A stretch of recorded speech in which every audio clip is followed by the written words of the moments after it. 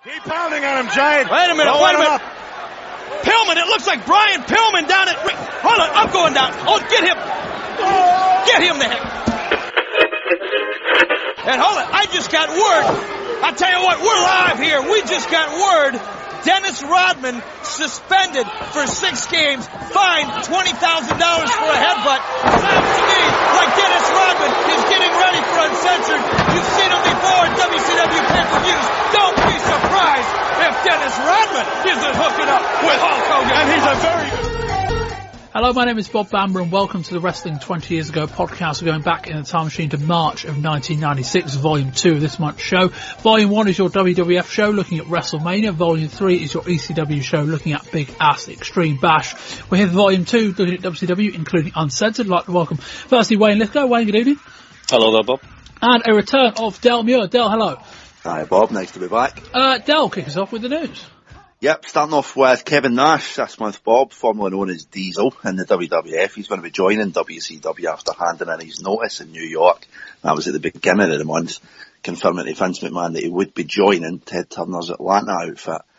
Depending on what report you read, there is offers on the table for Nash from WCW worth somewhere between $450,000 to $750,000 a year. The news that his salary hasn't gone down well, though, with some in WCW. Apparently, funnily enough, Hulk Hogan has been vocal. The money he thought would have been better spent on either Yokozuna or the Ultimate Warrior. To make room for the salaries of both Nash and likely Scott Hall, WCW nearly released the Nasty Boys before Johnny B. Bad formally left the company. Bad's contract expired in February, and while it said that there was a new contract on the table, things could not have worked out between him and Eric Bischoff. It said that Bad, a Christian, was uncomfortable with the angle with Kimberly Page and got heat with Bischoff after missing an event with WCW racing driver Steve Grissom. There were rumblings that the Nasty Boys had also been released, but that ended up not being the case. There are talks of further cuts as WCW attempts to balance their roster salary. And WCW presented their second uncensored pay-per-view this year, and one that certainly wasn't a step down from 1995's craziness. Hulk Hogan and Randy Savage, the Mega Powers, they defeated 8 men, that's 8, in the Doomsday Cage match main event. And despite advertising them for much of the week prior, Brian Pillman did not appear in the show. Elsewhere in the card, Booker T and Sting defeated the Road Warriors in a Chicago street fight. Conan retained his US title against Eddie Guerrero, and there were also wins for the Giant, the Belfast Bruiser, the Booty Man, and Colonel Robert Parker, who defeated Medusa in WCW's first man versus women match. Brian Pillman did appear on 2 editions of Nitro this month. However, his future is still unclear. What we do know is that he quit ECW, having worked some of their shows early in March. He fell out with them over the ECW hotline, along with overall direction of his character. It said that Pillman is still under contract with WCW, but with it expiring next month, both parties are significantly far apart on a price. He was being advertised in a week leading up to the pay-per-view and was even mentioned by name on the show, but didn't appear. And surprise, surprise, there's been yet more frustration backstage with Hulk Hogan recently, including his decision to turn the originally planned 4-on-1 main event into an 8-on-2 match.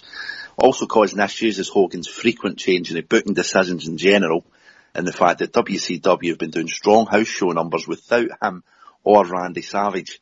Elsewhere, Cactus Jack, who will be debuting in WWF in April, is apparently suing WCW after the incident a couple of years ago where he lost his ear in Germany to Vader. And we finished with the ratings news for the month. Nitro didn't air on March the 4th. Raw did a 3.6 rating unopposed with both Shawn Michaels and Bret Hart in action. On March the 11th, Nitro headlined by Hogan, Savage and Booty Man against Flair, Anderson and Taskmaster did a 3.2 to Raw's 2.9. Raw with Undertaker and Yokozuna against Bulldog and Owen Hart in the main event. March 18th saw a big win for Nitro, 3.6 to Raw's 2.9. Nitro was headlined by Hogan and Savage against Flair and Taskmaster, Raw by Bret Hart and Tatanka. Nitro, coming off of Uncensored, won the final week, also with a 3.1 rating, headlined by Flair against Giant, against the Raw, for WrestleMania coming out with a 2.8. And in terms of average rating since the start of September, when they both started running live up against each other, Nitro is averaging a 2.7 to Raw's 2.6. You know, Mean Gene, we've been hunting the Road Warriors for 4 years now, and we left the United States because we were waiting for the Road Warriors to wrestle us. Well, now that we're in WCW, we're coming here for the Road Warriors. And the way you won tonight, Road Warriors, is a disgrace. Well, you remember this day. Wait a minute, Scott, I'm going to interrupt you. Because you set the tempo, you set the tone, and the way I see it, you have a problem with us. It starts with us and ends with us. Okay, the point I'm trying to make, the Nasty Boys, as you know, originally scheduled here, and all of a sudden you guys come in on a pair of Harleys. I mean, this was a little unexpected. I didn't know anything about it. Like I said, Mean Gene, we came where the competition was, and it's right here in WCW. Road Warriors, you haven't seen the last of us. All right, Rick, I hope you're gathering yourself. You took a decent shot there. Hey, we come here to wrestle, to do what we do best. What do? Bring something in the ring to hit me with it. What is that? Well, I don't know what it is, but I'm certain it's something that is going to be addressed by officials here at World Championship Wrestling. This ain't the end, Mean Gene. This ain't the end.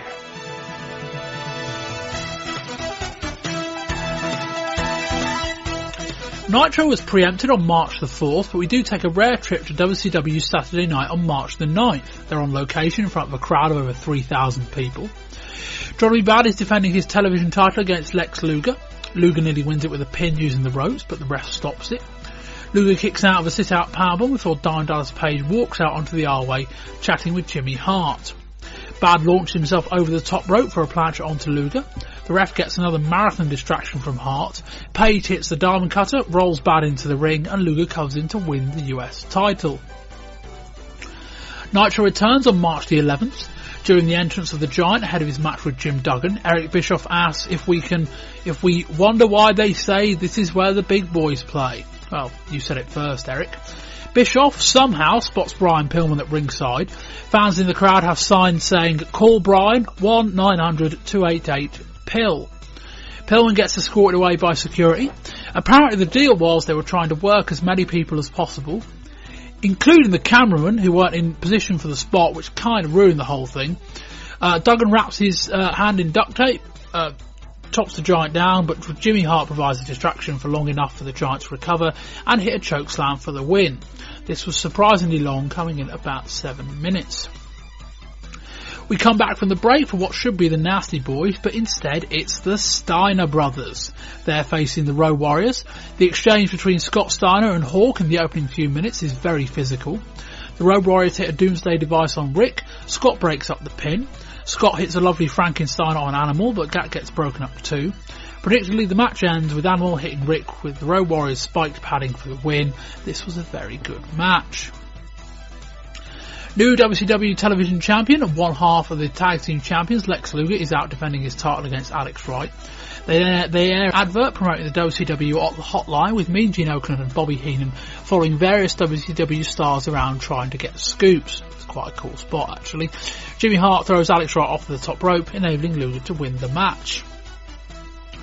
We get the main event 6-man with Hogan, Savage and Booty Man against Anderson, Flair and Taskmaster. There's a brawl at ringside between Giant and Loch Ness. This is a lumberjack match. Everyone's wearing red flannel clothing. Lord Stephen Regal is wearing a cravat on top of his. The Diamond Doll is out again with roses. They're saying she has a thing for the Booty Man. Flair goes after Hogan at one point, which gets a big positive reaction from a large section of the crowd. This is just a brawl. There's a strap involved. The match eventually ends with Hogan dropping the leg. We end the show with comments from Flair, Anderson and Taskmaster previewing Uncensored. We join Nitro on March the 18th with the Giant and Loch Ness brawling at ringside. Loch Ness is meant to be facing Luger. Luger literally does his entrance while all of this is going on, like nothing is happening and nothing is any different. After the beating, Loch Ness ends up getting counted out. Jimmy Hart jumps into Luger's arms to celebrate, but Luger looks angry at him. That being said, Luger is still celebrating like he's won the big one. He runs to the commentary area and brags about what a roll he's on.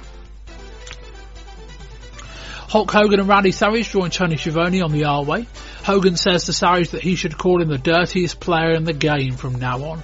Hogan says he likes Uncensored because, and I quote, there aren't no stinking titles on the line. The Public Enemy are out next. They make a beeline for a table and bring it to the ring for their match against the Steiners.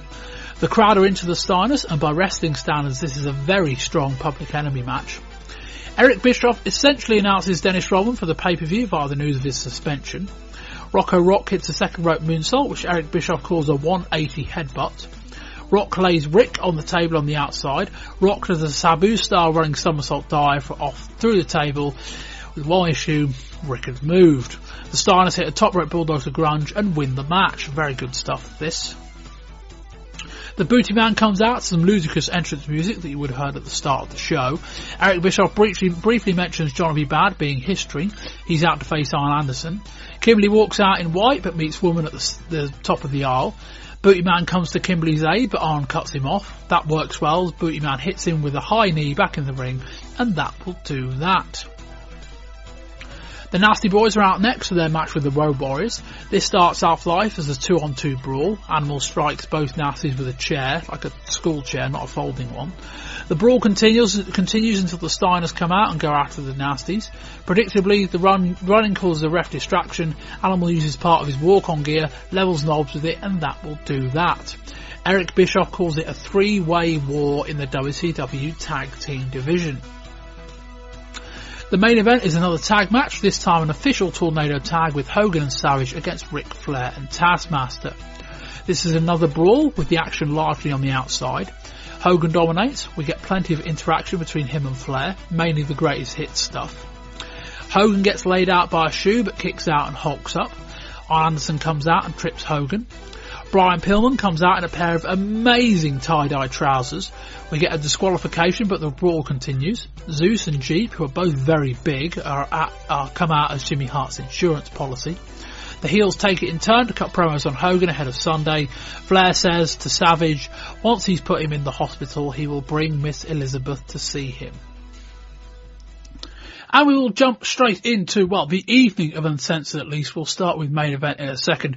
The first thing I want to mention now, you may remember me on last month's show. Kind of laying down a challenge to myself almost of trying to work out the number of WCW tag team title matches in the last 2.5 years that have ended in a screwy finish. We're not going to do it now, but I thought I'd lay the seed now and also get Del and Wayne thinking about it because we'll come to it at the end of the show.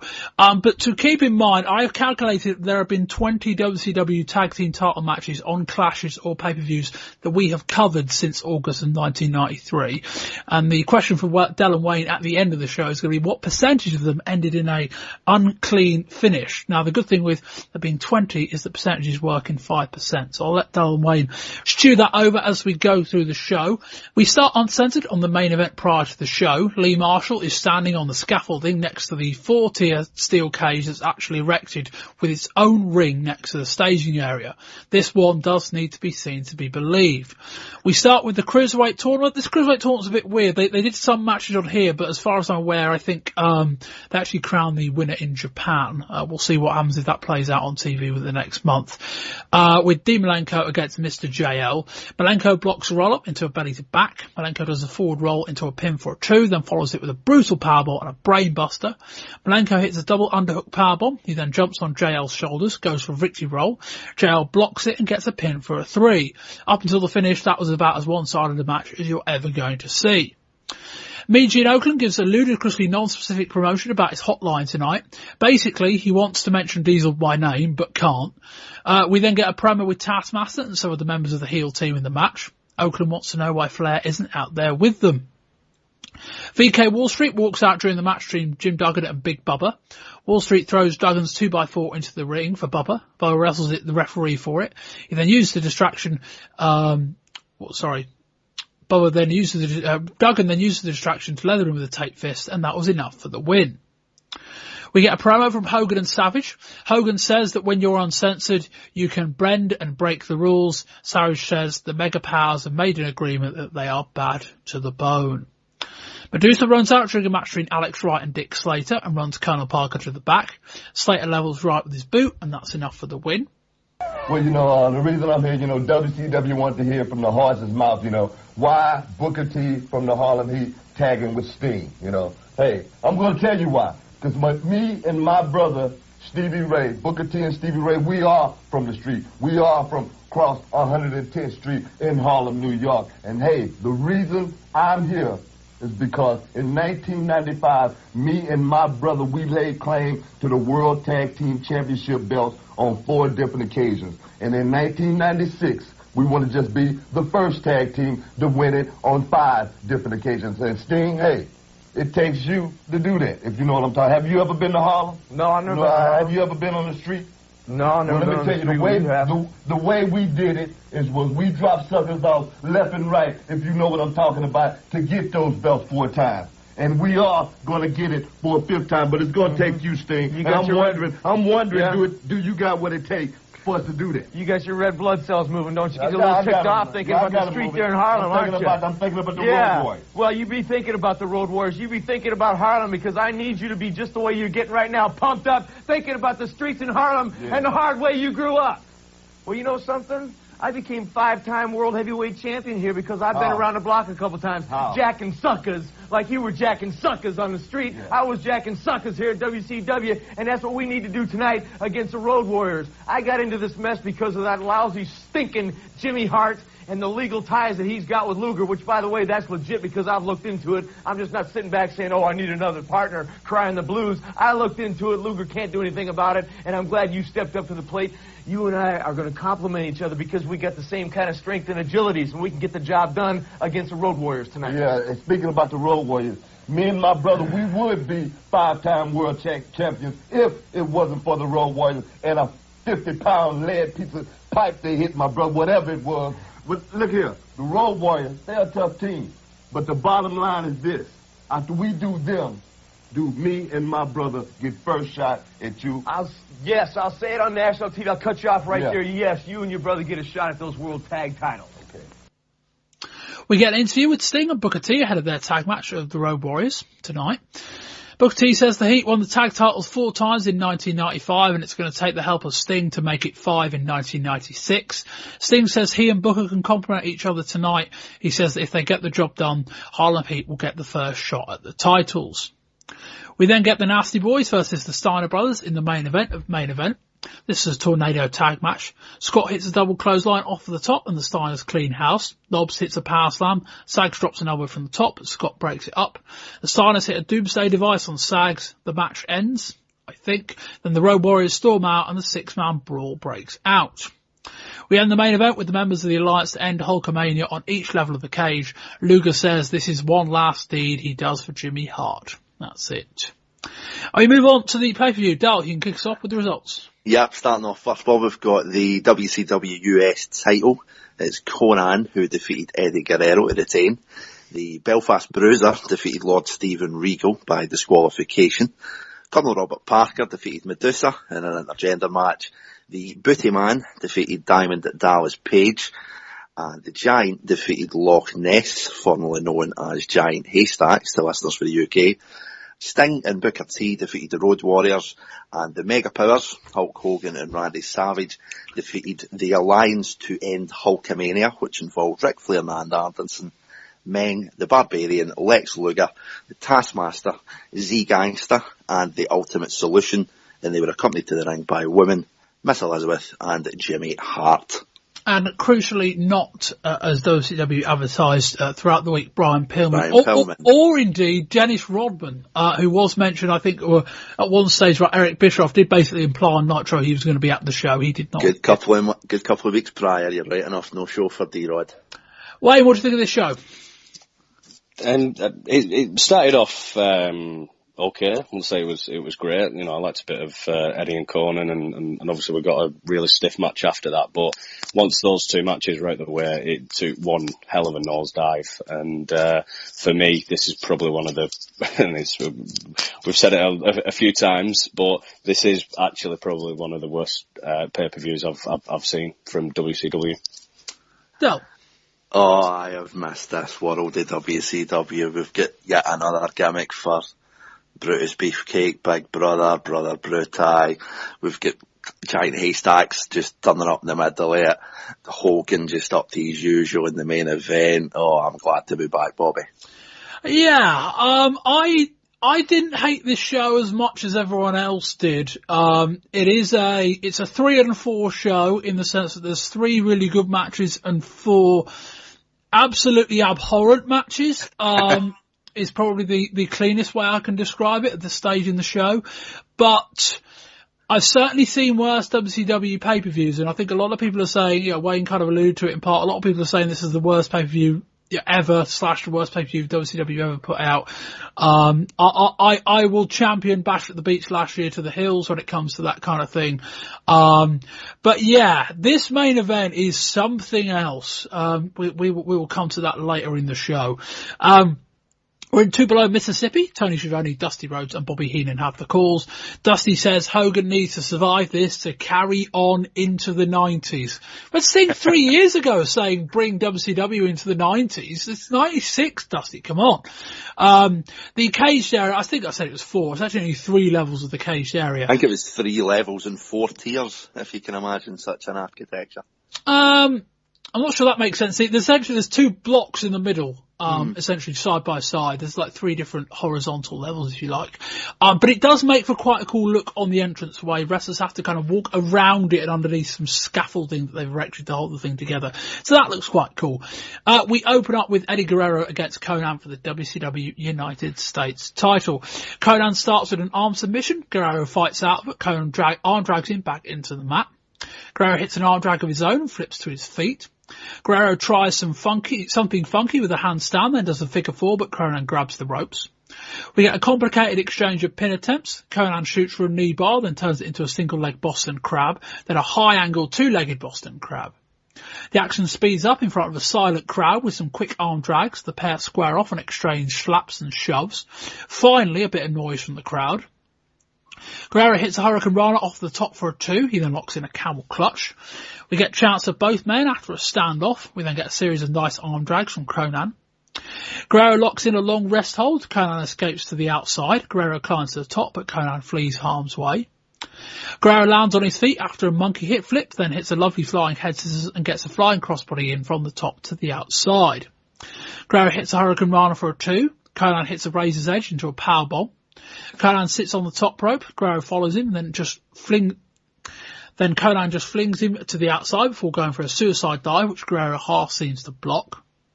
We return to the top. Eddie hits a superplex, and they're both out on the mat. Conan kicks out of a pin. Guerrero goes for a Thez press. Conan apparently low blows him, and he gets the win. Conan helps Eddie to his feet, but Eddie doesn't want to know. The replay shows that Conan really didn't do anything wrong at all, but they are trying to sell that as an unclean finish. Del, what do you think? It's a strange start. I mean, it's uncensored, and you're just starting off with probably the match of the night, to be fair, but it's just a standard in-ring contest. Pretty decent match. Eddie, I love seeing him over the last 18 months, sorry. He's just a really good in-ring performer.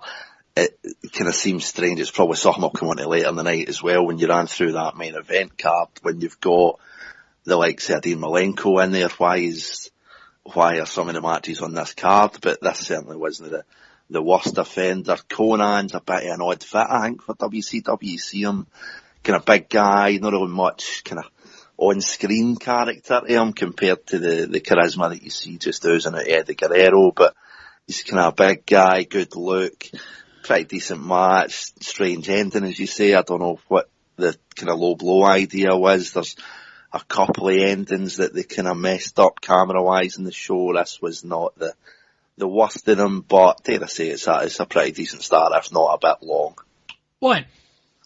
Yeah, I mean, first of all, Del, I'd hold off on trying to book people onto being on the show. You'll end up sounding a bit like me. But no, the match, I was excited about it. You always know what you're going to get with Eddie Guerrero and getting him to see what he was going to be like against Conan. I was quite anticipating, a good showing. I think the crowd spoilt the start of it. I mean, I myself knew what was going to be the end game of this match. You know, we were going to get something that was going to be faster paced than what it was to start off with. But, you know, with it being quite slow and a lot of mat wrestling, you know, it did seem like that the crowd was dead for the first 5 minutes of it. But, you know, they soon come alive and obviously the pace of the match also improved. The flow of these two did seem a bit rough, I thought, but you know, I thought it could have been you know, a better showing. But I mean, that's me just being critical. I think the one gripe I have got about this match overall is it's the only title match of the show, and we're opening with it. I thought it was a bit strange, but we've seen that with Sting in the past when he was US champion. So I shouldn't be that surprised by it. Wayne, is it on the wrestlers is it on the crowd for the quiet start, or is it on the wrestlers? Because I've always been of the belief that if the crowd's quiet, that's the wrestler's fault, not the crowd's fault. Yeah, but on the flip side, you know, you've got to start off at a point and then build up to the faster pace. If you're coming out and you know, obviously they're doing all these high flying moves and everything like that to get the crowd up. You know, sometimes the crowd's got to be sat there on the understanding that they know who these guys are and what they're going to get out of it. So when they are doing some, you know, when some of the holds that Conan had on Eddie Guerrero, why is the crowd not chanting for Eddie's name? He's over. I don't think that's on the wrestlers. No, that's true. Okay, the different way of framing it would be it's on the company and the talent, not on the fans. I mean, I've always held the opinion that if a crowd's quiet, that's on somebody that isn't them. I think in terms of, you know, this match, I mean, the show's been going over an hour at this point. They haven't had a lot to cheer for in the first hour, but the crowd should be warm. And yeah, it was a decent match, but it's like I kind of, you know, having seen a lot of WCW opening matches in the last couple of years, guys have done far better jobs getting crowds into it in the opening match. You look at, you know, the now departed Johnny Bad, you look at Diamond Dallas Page, you even look at a Brian Pillman type character from last year. It's not like WCW talent that aren't massively showcased have trouble kind of getting crowd engaged in them in the opening match. And these two really struggled. And the one thing I thought was that it took them such a long time to realise it. I mean, it may not have been that long, but it kind of felt like the crowd was flat for the first 6 or 7 minutes of the match, and they started shoving each other and kind of started picking up the pace. And then it worked a bit better, but the match was odd. And then we get to Del this finish. I mean, it was weird, not only in the sense that it didn't work, but it felt really odd as a presentation, because clearly the announcers were in on the gig about Guerrero, the finish being a low blow. So when the finish happened, they called it as a low blow. And then we got the replay, and you could tell they kind of all just went, we can't call that a low blow. We've seen it before in New York, Bob. If they miss call an ending in a match, they don't show the replay. It doesn't do them any justice. And this one, when they did, listening to the review, if you've read the review in one of the dirt sheets, it makes sense. Conan finishes with a low blow. Eddie loses, doesn't get the bell. Conan wins. Makes perfect sense. When you're watching it, that's when the wheels start to kind of fall off a wee bit, when you just see Eddie just drop onto Conan, and that was apparently a low blow. He must have a hell of a protrusion in his sternum. Yeah. Or his nose. Either or. Maybe a medallion under his singlet, I don't know. Maybe. Wayne, thoughts on the finish? Yeah, I mean, it was quite a strange one. I think obviously the replay ruined it, but it's probably not going to be the only weird finish that we'll be seeing tonight or commenting on. No, it won't be. I mean, the match itself was fine. I should say that. And while I criticised the wrestlers, you know, nothing they did in the first few minutes was bad. And, you know, to a point, it is an opening match. And to a point, your job isn't to burn the crowd out, it's to build them up from a slow start. I just kind of felt that when it's so obviously not working, there's probably time to change direction.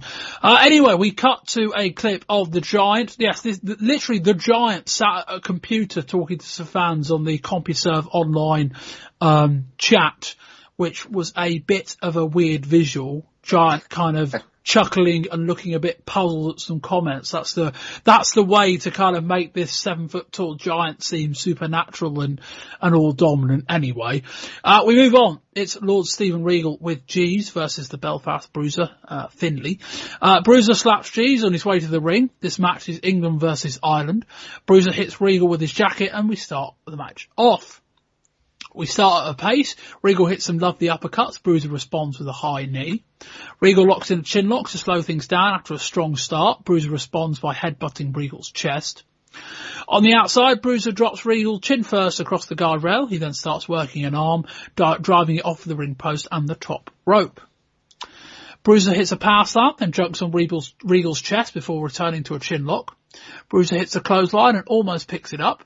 Regal goes for a chair into the crowd, but they're all hooked together. This isn't ECW. Regal blocks an apron suplex to hit one of his own, sending Bruiser to the outside. Regal follows it with an elbow drop to the floor.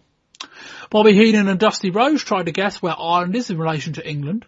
Finlay kicks Regal on the inside of his thigh. Regal responds by kicking Finlay square in the nuts. Finlay flips Regal over, then shoots for a Boston Crab. Regal blocks it.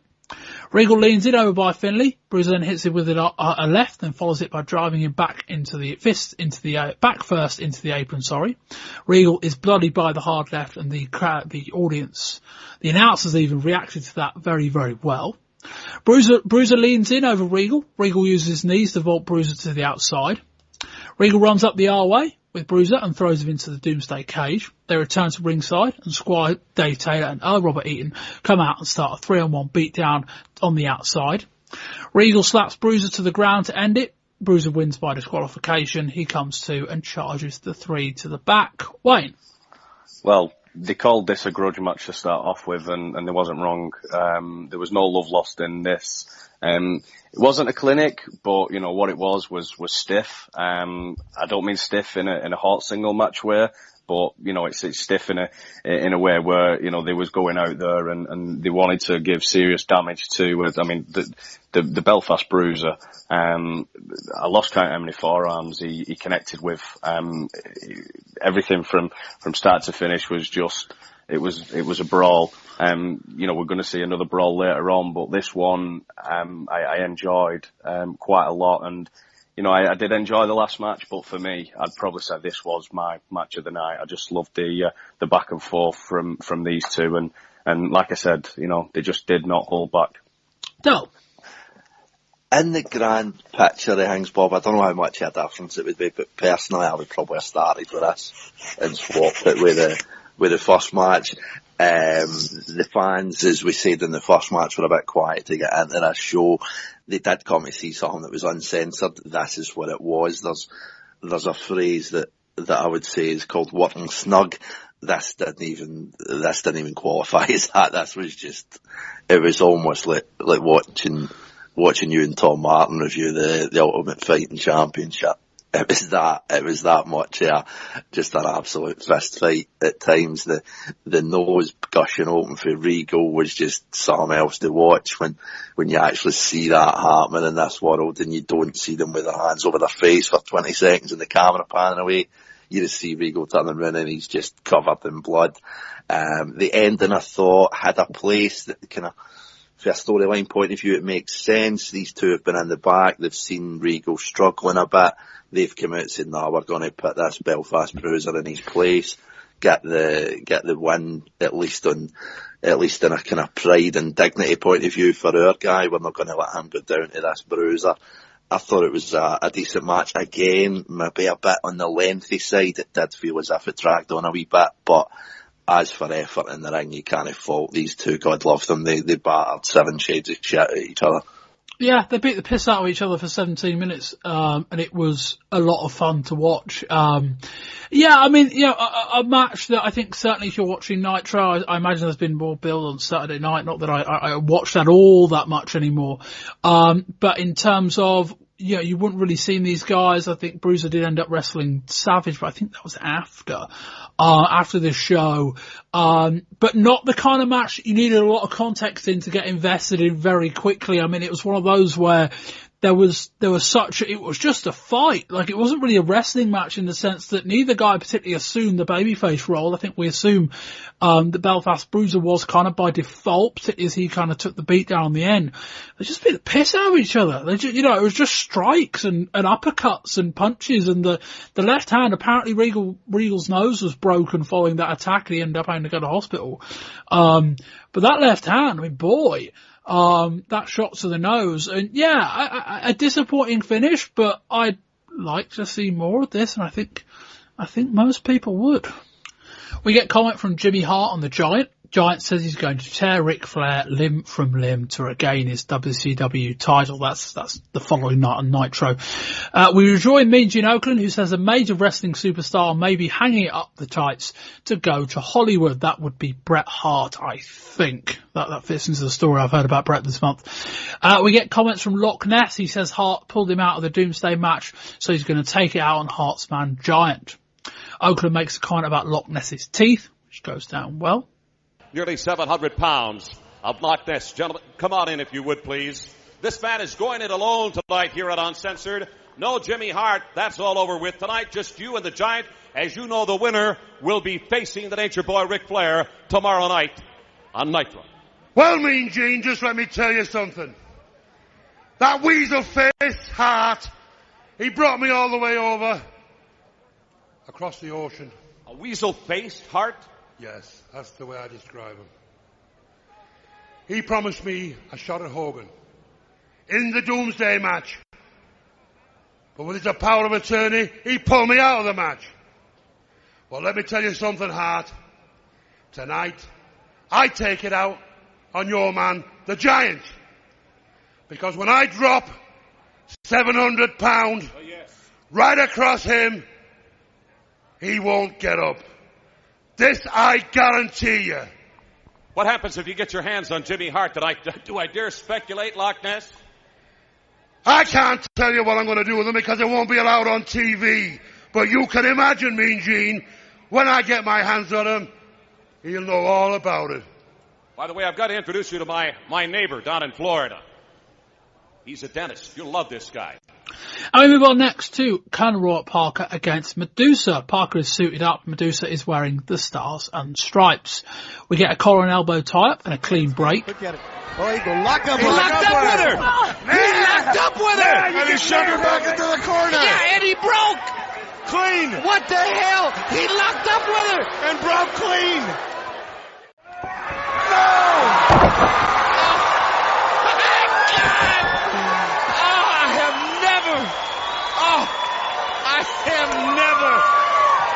I guess. Now, one time I did see Oakley got home at 3:30 and his old lady backdropped him, but I've never seen anybody slammed like that. Dusty and Bobby are over the moon about that.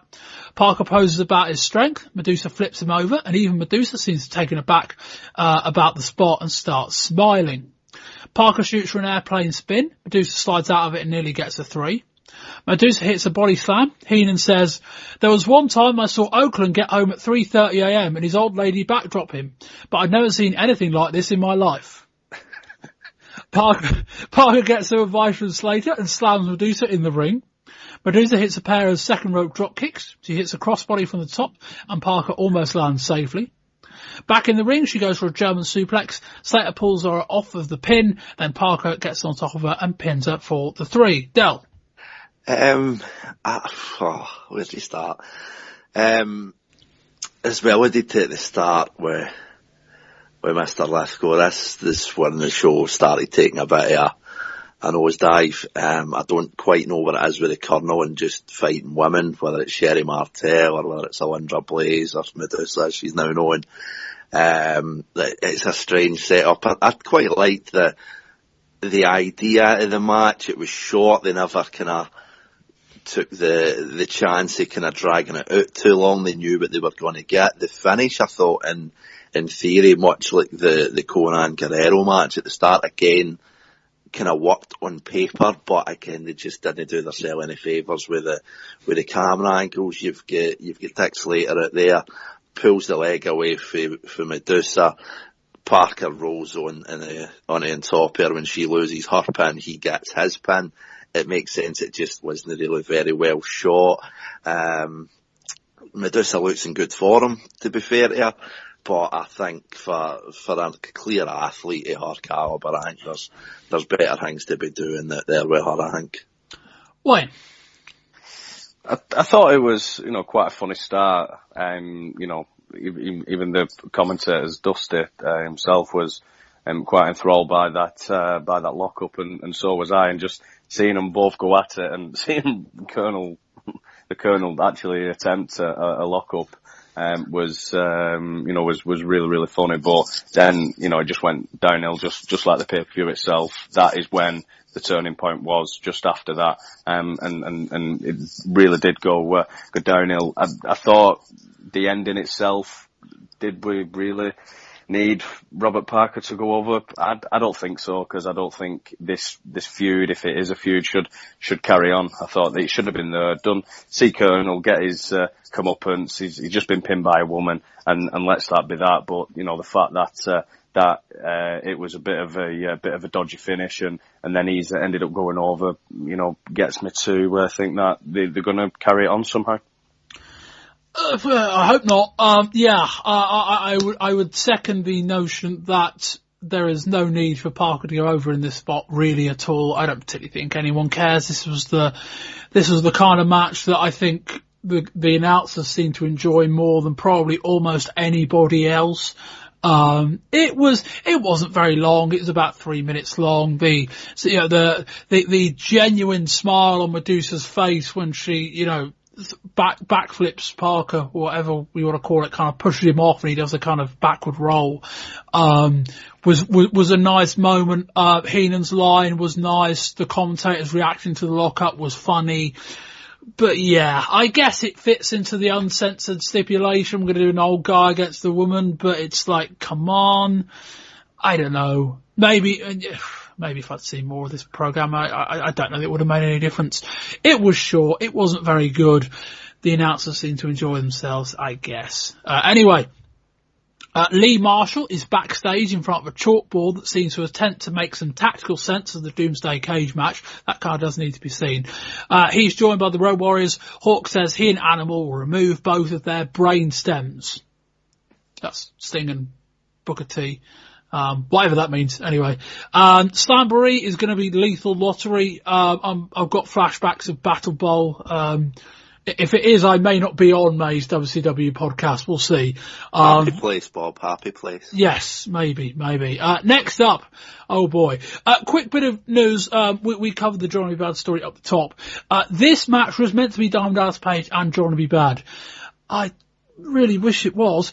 It was instead Diamond Dallas Page against the Booty Man. The Booty Man, if you haven't caught up from February, is the latest gimmick of Ed Leslie, aka Brutus the Barber Beefcake, aka the Butcher, aka Brother Brutai, aka the Man with No Name, aka Zodiac.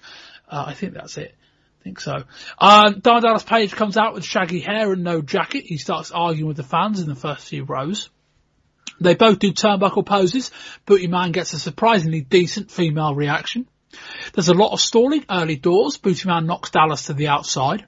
Booty Man grabs an arm and goes for an arm lock. Booty Man then hits a right hand and suckers Page to the outside.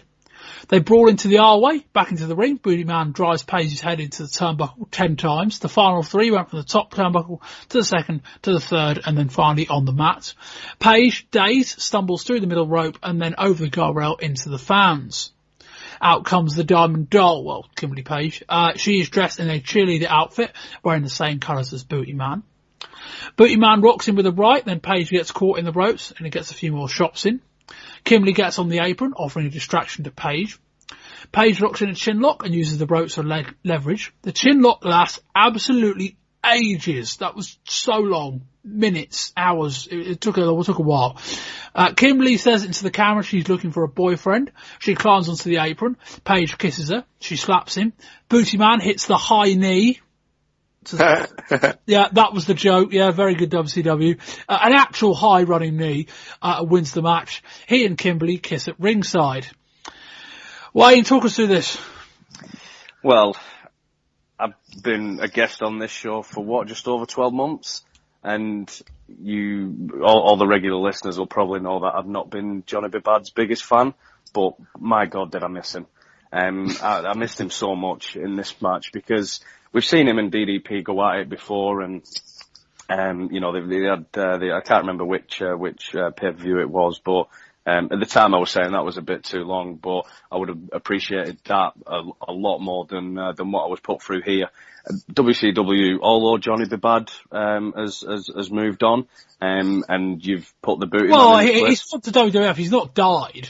Just got. Yeah, sorry, moved on with the company. Sorry, but you know, even though he's gone to pastures new, that does not give you the right to put someone who is 10 years past his limited best against someone who's still honing his craft. I can only imagine that the chinlock that you went on about that was dragged on for as long as it was because they had nothing else to do during the match. They had all this time to kill. What do?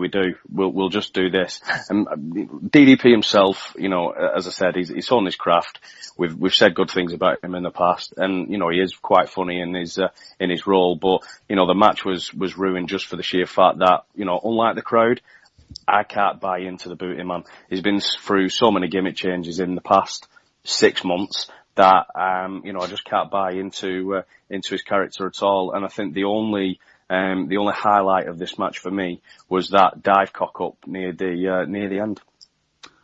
No, I've been thinking so hard about trying to get a positive for the booty man. I cannot stand Brutus Beefcake.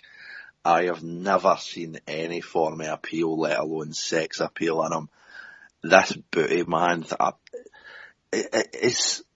what's the story here? Is he got some kind of leverage on the entire wrestling world? Well, he's Hulk Hogan's best friend. I think that's the deal. Even that, he's got something up his sleeve. I don't know what the hell. He's got blueprints, or he's got, I don't know, dirty pictures, or he's got something on somebody. And the man is still fair play to him, he's still making a living. And dare I say, he's not going anywhere quick. But as Wayne said as well, Johnny B. Bad, please come back, all is forgiven. I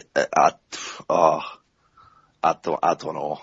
Paige, I thought, looked pretty good actually this time. This storyline with the money actually being Kimberly's instead of Dallas's. The kind of stripped into the look that he's got, where he is just out in normal tights now. That hair's gone a bit wild. He's an old guy, but he's doing pretty decent. The stuff with Johnny B. Bad was decent. We did maybe see it a few too many times. A couple of weeks ago, you'd said to us about you couldn't really see a bad Page Bad match. I didn't really quite get it at the time. After this, I do. I don't know. I just do not want to talk about Beefcake anymore. I just cannot find one redeeming feature about the man at all. Yeah, this is going to be 3 for 3 on the Ed Leslie hate. This may be the worst match I've covered in this show. I mean, that's a difficult claim. There's been some horror shows. We're going to cover another one in a bit. But I don't think I've ever been more angry watching a match, like more just pissed off at why a guy who is, as you say, Dan, is clearly long past his best, and I've never seen him at his best, but I can't imagine it was ever that good. In a 17-minute match. 17! I mean, this is such a bizarre show. I think in more ways, probably the most bizarre thing about the show is how they laid it out. And not only is he getting matches in this situation, he's winning them, he also gets to kiss Kimberly Page, which seems like the best job in wrestling. And look, why is she attracted to him? He's like, I'm certainly not happy about it. Well, that as well. But like, he's this like 50-year-old bloke, however old he is, and it's like, what? But he's so cute, Bob. He's so cute. Oh, apparently. But the match was just shite. I mean, it was like they spent the first 5 minutes. Yeah, I mean, the one thing I'll say was that unlike the opening match, they did at least try and whip up the crowd, and they got a little bit of a reaction. But like, it's just such a bad match. And I know I said last month, probably time to end the dumb Dallas Page Johnny B. Bad thing. One more match, please. Like, You know what? The weird thing is that had John B. Bad and Dallas Page got 17 minutes in this part of the show, this may have ended up being a really good show. I know a lot of the headlines are going to come from the main event, but like a 3.5-star John B. Bad Dallas Page match in the middle of this show makes this one of the best WCW shows I think we would have covered in terms of you add in the other 3 matches, you then end up with a shit show of a main event and 2 really short bad matches either side of this match here. I think if that happens, this is a really good show. The show I think nosedived on this match. Like I kind of checked out really at this point. They kind of got me back in with a tag match later on, but I mean, Del just awful. I think the most worrying thing, Bob, is when they let somebody like Johnny B. Bad go, who, in fairness, I don't see, certainly in the near future, him being a world champion by any means, but when they let somebody like that go, who has put in the time, he's obviously got a bit of ethics in his life, which in this day and age in the wrestling business isn't something to be sniffed at with the full situation with him and Kimberly Page. Best of luck to him.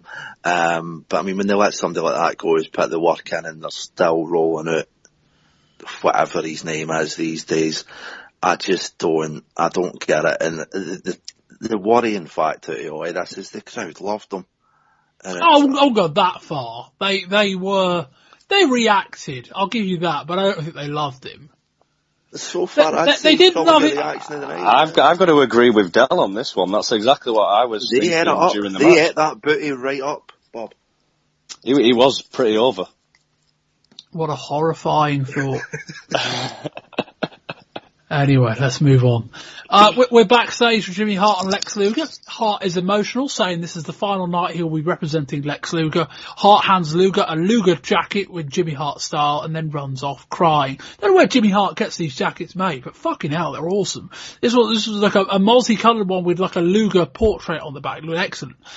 Next up, Loch Ness versus the Giant with Jimmy Hart. Giant opens up with some slaps and chokes him with a big boot. Loch Ness fights back with some strikes onto the turnbuckle, but Giant turns it around. Giant charges at Loch Ness in the corner. Loch Ness moves and Giant goes right over the top to the floor. That cannot have been fun for somebody of his size. I think it was certainly accidental. Loch Ness drops the big elbow and shakes for a second, but Giant moves. Giant hits a big kick, then drops a soft leg drop, and that will do that. Wayne. First things first, I'd think Stevie from ECW doesn't need to worry about anyone taking his super kick, because that at the end from the Giant wasn't a pretty super kick. He is 7'2". I'll give it what, like, kicking someone that as being someone that big and kicking someone as big as Loch Ness, I think there's a certain amount of athleticism. It didn't look great in terms of connection. I think it's more a case of perhaps don't do the move. I think what he tried to do, he did quite well. It just was never going to be that good. Yeah. Fair enough. You always seem to persuade me. I'm easily persuaded by your comments, Bob. I think Bobby Heenan said it best himself. We've seen the size of Loch Ness coming down, and obviously we know the size of the Giant, and he just called it straight. You're not going to see any wrestling moves, and there was a couple in there, but yeah, it was a bit of a dud in all honesty. I think the ending was a bit out there. I thought the Giant pinching Hogan's finisher was a bit strange, and for it to just end with a leg drop. Like I said, only ever used to seeing that happen with Hogan. Yeah, I would say there is a 90% chance that was just needs must in terms of how we're going to beat someone like Loch Ness. Hogan and Giant, we think are friends. So Hogan and Giant, I think we've read reports that they're kind of quite close friends, and Hogan is part of the reason he's getting such a big push. It's the Andre the Giant thing to a point. But I think it's more a case of that was just rather what they thought was a good way to end the match. Del? You're a fact man, Bob. You're into the stats. I genuinely believe this match was shorter than the chin lock in the last one. You're probably right. By some way. I don't quite understand the match-up between these two. The Giant's USP is he is the Giant. he's the biggest athlete in the world, but then you get somebody in that's like, at least on kind of listening to Tony Schiavone, it's double the weight of him. So I don't get why you would kind of overthrow that. In fairness to Loch Ness, I must have been about 4 or 5 year old. I seen Giant Haystacks as he was at the time at a live event. The man's scared the bejesus out of him. He's got a presence. He's good in that kind of environment. He didn't really get the chance to kind of do that these days. Obviously, he is getting on it, but it just seemed a strange pairing. I mean, yeah, it makes Giant look, when it goes far, as good, but he's beat a man that's legitimately at least 500-600 pound anyway. I don't know, it was a strange setup. It certainly wasn't a highlight. I can't really kind of make my mind up between this and the last one, what kind of felt more pointless, but it's two big guys in there. At least they managed to get into the ring this month, which was a bonus. At least it wasn't long. God love the Giant for that kind of attempted flare flop I think he was trying in the corner. I don't think he was trying it. I think he was trying to catch himself on the top turnbuckle and overshot it. I think it was just a case of basic physics ruling in the ring, to be quite honest. 7'2", high centre of gravity, hitting the top rope, it all goes... Not happening. You're not spinning on that turnbuckle and landing in the apron, big man, no matter how hard you try. It was pretty quick. I don't really see again where it's going, but it's not the worst, I would say, on the night. No, an odd pairing. I mean, Loch Ness referenced in his promo earlier on the night that Jimmy Hart flew him out there to be part of kind of the team in the cage match. We did joke about it last month. I've got a feeling they looked at the logistics of the cage and thought, this probably isn't going to work this month either, which is probably part of the reason why he wasn't in that match. That would explain why we got this one, in the sense that they presumably promised him a pay-per-view payday, so they had to do something. But Loch Ness said that Jimmy Hart flew him over the ocean. Does he get the same baggage allowance as me and you? Well, he probably has 3 seats, so he probably gets more. If he's paying for 3 tickets, I imagine he gets more. Fair enough. Yeah, but he must have 3, you would think, wasn't you? But yeah, the match wasn't particularly long. You're right, it's an incredibly odd pairing. It did kind of make Giant look small, in that it's not just that Loch Ness is so tall, he's just so vast that kind of Giant looks quite thin next to him, and it's not the best comparison. The match at least was short enough. The right guy won. It's not to heap praise on the match, it's just to say, if you'd have told me about this pairing a month ago, I probably would have expected something worse, and it was brief enough where it wasn't anything worse than I imagined. Anyway, we get a promo from Booker T and Sting, and we move on to the Road Warriors, Hawk and Animal versus Booker T and Sting in a Chicago street fight. I don't know exactly why they pulled Luger from this match. A lot of the stuff depends on, because it wasn't particularly built much, this match, as in Booker T and Sting teaming on the TVs.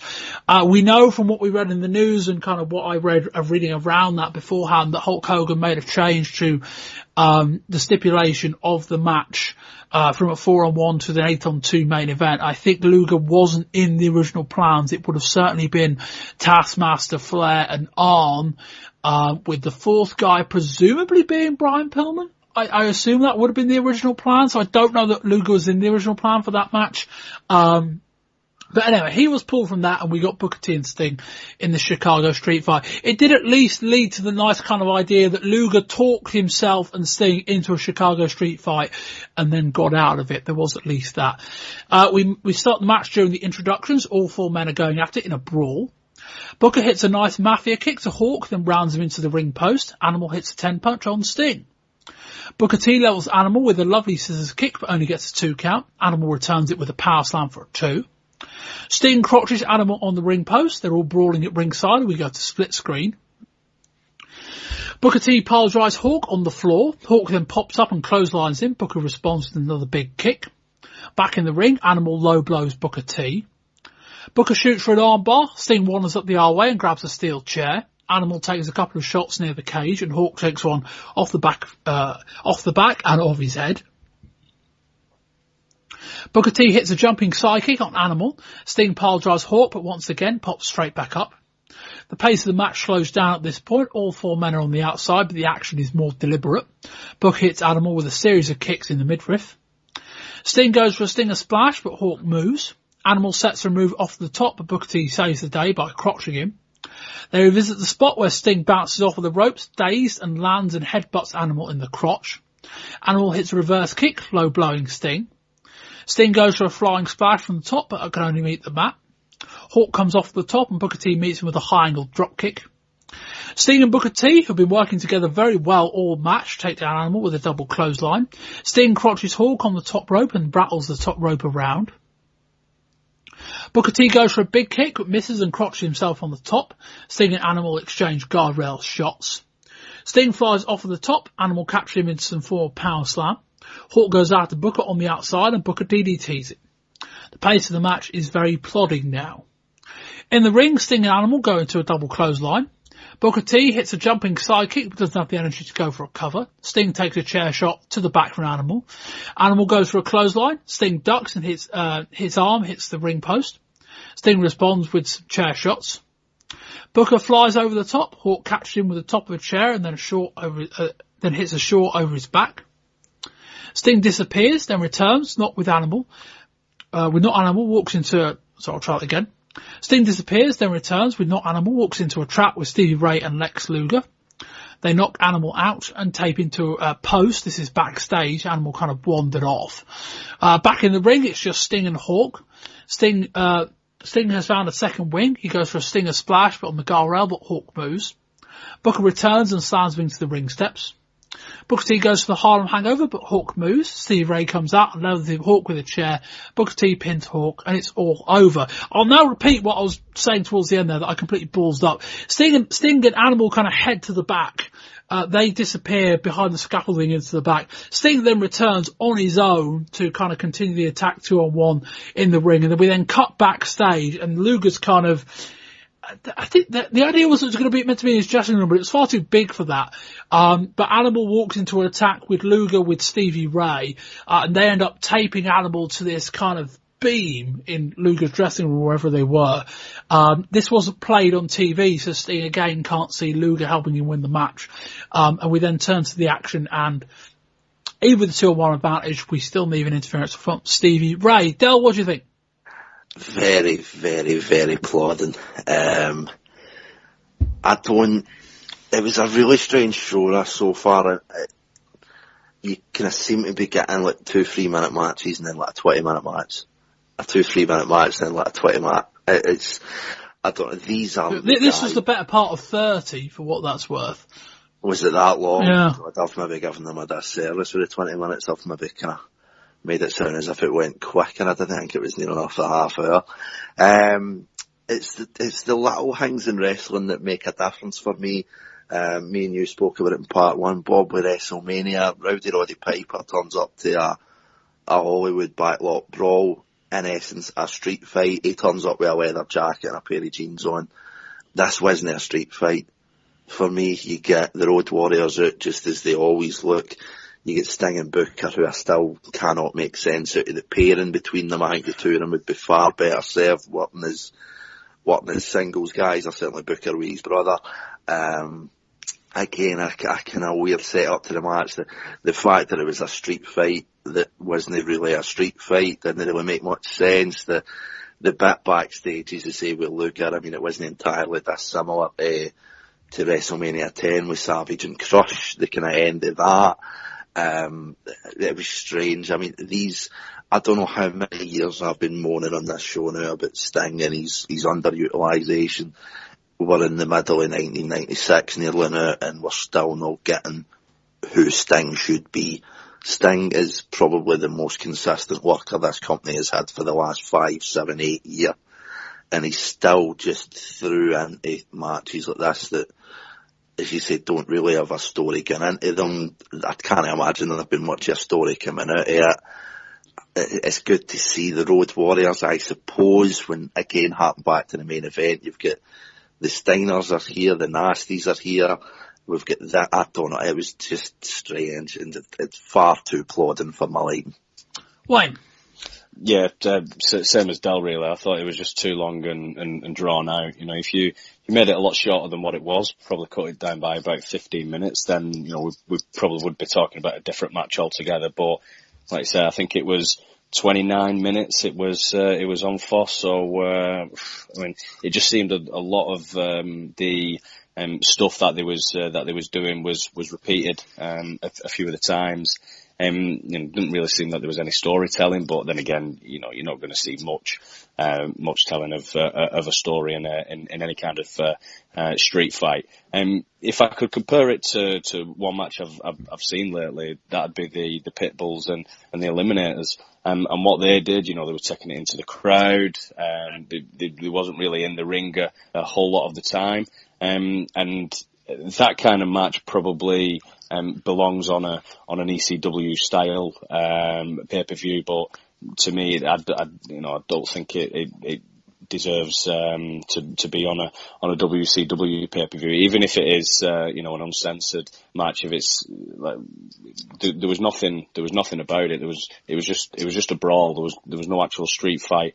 And then, you know, the screwy finish at the end, you know, as you said, we're probably going to touch on it later on, how many Sorry, Wayne, tag match, screwy finish, WCW. Exactly. Let's not preempt the results of the quiz at the end. Let's not influence listeners. Have you just noted that one down, Del? I must be getting into nearly 10-15% now, I think, Wayne. I've got bad feelings about this. Ah, damn.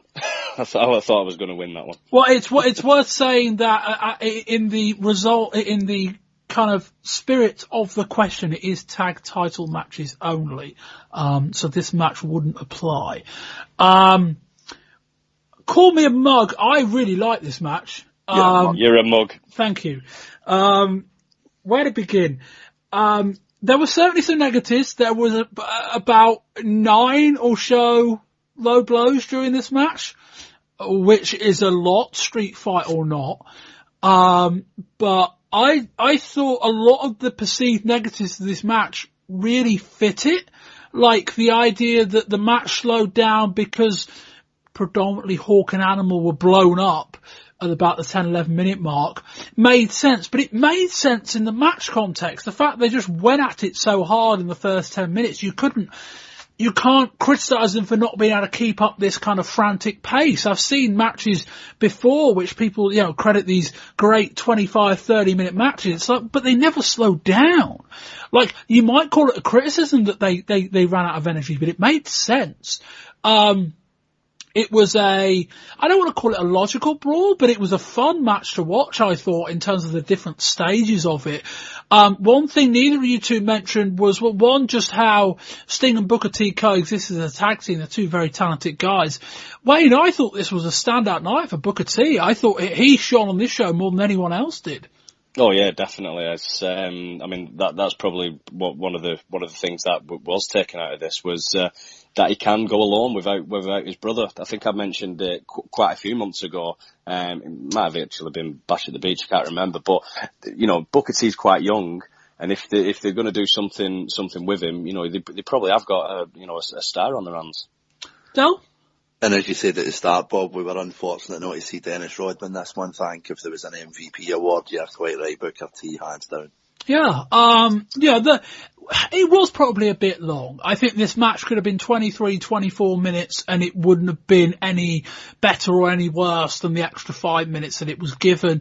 The finish, I quite like. Well, not the finish. The setup with Animal getting drawn backstage, I thought that's playing into the longer term thing they've got with kind of Luger arranging kind of tag title victories, Luger arranging tag title match finishes so that Sting and he can win the match, or in this case not, because, you know, he is using his heel tactics and Sting doesn't know it. I quite like that. That's going somewhere. The finish was a bit soft, kind of a softish chair shot at the end of a match where there were a lot of chair shots. It was a bit of a flat ending. But I really liked this match. This is it's one of those things where I think a lot of the negatives of the match actually fit the match. Like a lot of the fact that it went so slowly fit the story they were telling. I think one thing we're not really going to talk about this month, but is the now seemingly very strong depths of the WCW tag team division. We have the Steiners back into the equation, and we'll discuss those guys later on, with the Nasty Boys, with Sting and Luger, with Harlem Heat, with the Road Warriors, with the Public Enemy. There's half a dozen really exciting tag teams there. Del, any more thoughts on that? I think you've probably been overly kind to the match, but that positive finish with this kind of blossoming tag division, we've spoke about ECW certainly over the last year, 18 months, where that's really been an undervalued point of that company's selling point. WCW might be onto something. Let's just hope they use the teams that they've got and they actually give them the right contests, the right kind of time, the right kind of pairings, and they could be onto something. You're quite right. Michael Buffer is on hand for the introduction of the main event. It's the Alliance to end Hulkamania: Ric Flair, Anderson, Lex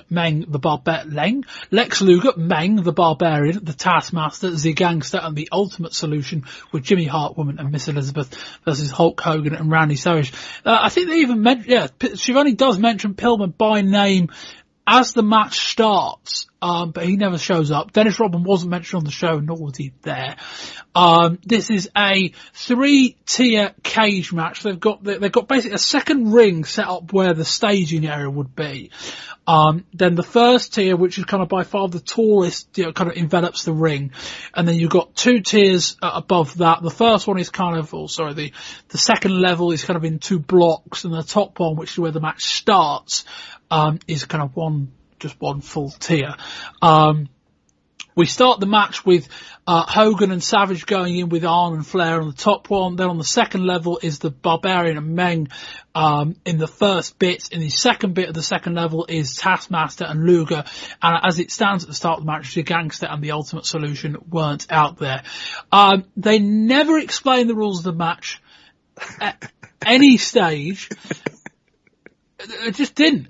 There was no explanation as to what the concept was, why we should do it, what the goal was, what the tiers were for, or anything. This is a 4-tier cage, Bob. These two are going to have to battle their way through all of these alliances to end Hulkamania. That was that. Yeah. I will present this match as we watched it, and then we'll critique how it came off in a minute. We start at the top of the cage. Hogan and Arn and Savage and Flair, the other guys are on other levels. Shivani asks where Pillman is and where the Ultimate Solution and the Gangster are. Even Shivani didn't know. Anyway, Hogan strangles Flair on the supporting beam, which is kind of running down the middle. It is worth saying, when we say on the level, it wasn't particularly well supported floor, so they couldn't really do anything. It was like walking around, I don't really know, it was like walking around on the side of an ordinary cage, in the sense that you planted your foot and there was nothing supporting you really, in the sense that you couldn't really do any big power moves because the floor wasn't kind of supportive enough. Arn rams, Savage's head into the cage. Flair chops Hogan, but that just enrages him. Flair locks in a chin lock. Arn gets a figure 4 in on Hogan. Flair gets one in on Savage, and both faces turn it over. Flair passes something metallic down to the next level. Hogan and Savage have some powder, which immobilises Flair and Anderson, which essentially eliminates them the match. They climb down into the first pod of the second level and then shut the trapdoor hatch. On level 2, Luger and Taskmaster, the Barbarian and Meng. Both Hogan and Savage are outnumbered 2-on-1. Savage seems to have a number of Face of Fear on the Face of Fear until they double headbutt him. I think essentially the idea was they were going to have 2 separate compartments. So they got down there and the door was open. Hogan then managed to lock the door, keeping both Meng and Barbarian out of the action, meaning it's 2-on-2 on the second level. This, to be fair, is a good move, as Arn and Flair have to come out but cannot get down. So that's kind of interesting, as they don't carry on in the match, at least not for a while.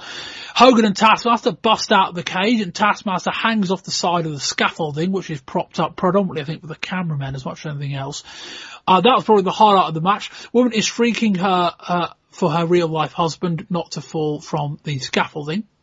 Savage is battling Luger inside the cage. Hogan is now on the bottom level. He and Taskmaster end up on the R-way. Luger and Savage follow them down. We're now in the actual ring, the one they use for the rest of the show. Hogan and Taskmaster. Hogan gives in the big boot. Hogan and Taskmaster make their way back up the aisle, and Hogan and Luger start brawling around the back of the cage. Hogan hits Luger with a light, I think, and then rounds him off the guardrail. Hogan and Luger are back in the ring. Savage hits Taskmaster with a wooden board. Hogan hits a 10 punch on the mat to Luger. Taskmaster hits the 50th low blow of the show. Hogan leathers Luger with a chair shot to the back. Taskmaster crosses Savage on the guardrail. Out come the Ultimate Solution and the Gangster. They drag Hogan and Savage back towards the cage. Macho Man hits an axe handle on the Gangster. Hogan and the Gangster stare off. Gangster gets a choke in on Hogan. That sends him to the ground. Anderson and Ric Flair just randomly return to the match. Booty Man sneaks in some powder and the pair of frying pans through the door. Hogan and Savage go swinging. Heenan says, don't bring a frying pan, bring a stove. Luger comes out, puts a glove on. He goes to hit Savage, who's being held up by Flair. Savage ducks. Luger stops and then decides to hit Flair anyway. That plays a little bit into Flair's promo on Nitro the following night. Flair is knocked out. Savage and Hogan escape the cage, and the Savage run back in, realises he actually got a pin Flair. And that ends the match, Del. What was the planned outcome of this? It was like, Randy runs back going, oh no, we're on the telly. We need to actually win a match. I'll just run in and right there, we'll run away. That's us, we win. It was strange. Where do you start with this? What a strange concept. Start literally from the top. Start with the first bit. I will start from the top of the 3-story, 4-tier. There was plenty of tiers, but not in a good way. It was a strange setup going in, but kind of one of those WCW strange setups where it's like, I'm genuinely intrigued to see what the hell's going to happen here. And it just didn't work on a multitude of levels. I mean, we know Hulk Hogan has got a sizable ego. The fact that this was going to be 1-on-4, I imagine the original plans of that were still to let Hulkamania prevail. That wasn't enough for Hulk. He then wanted to get his pal involved, so Randy comes in, it's then 2-on-4. That would make sense. Oh no, it needs to be 2-on-8 because I was 1-on-4, brother. So it needs to be 2-on-8. We then get Hulk and Randy just resorting to powder, resorting to weapons. These guys are meant to be good guys, as far as I'm aware.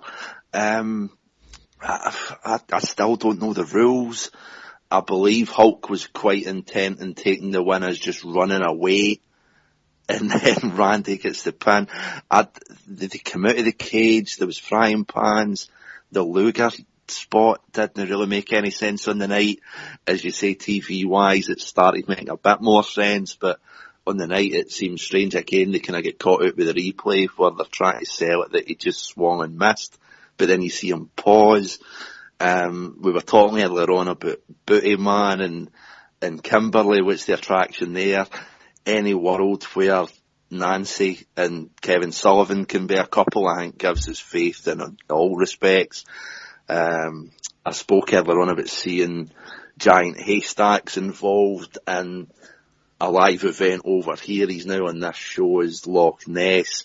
On that same show you were seeing the likes of kind of the Underfaker and all these kind of guys pretending to be superstars for America.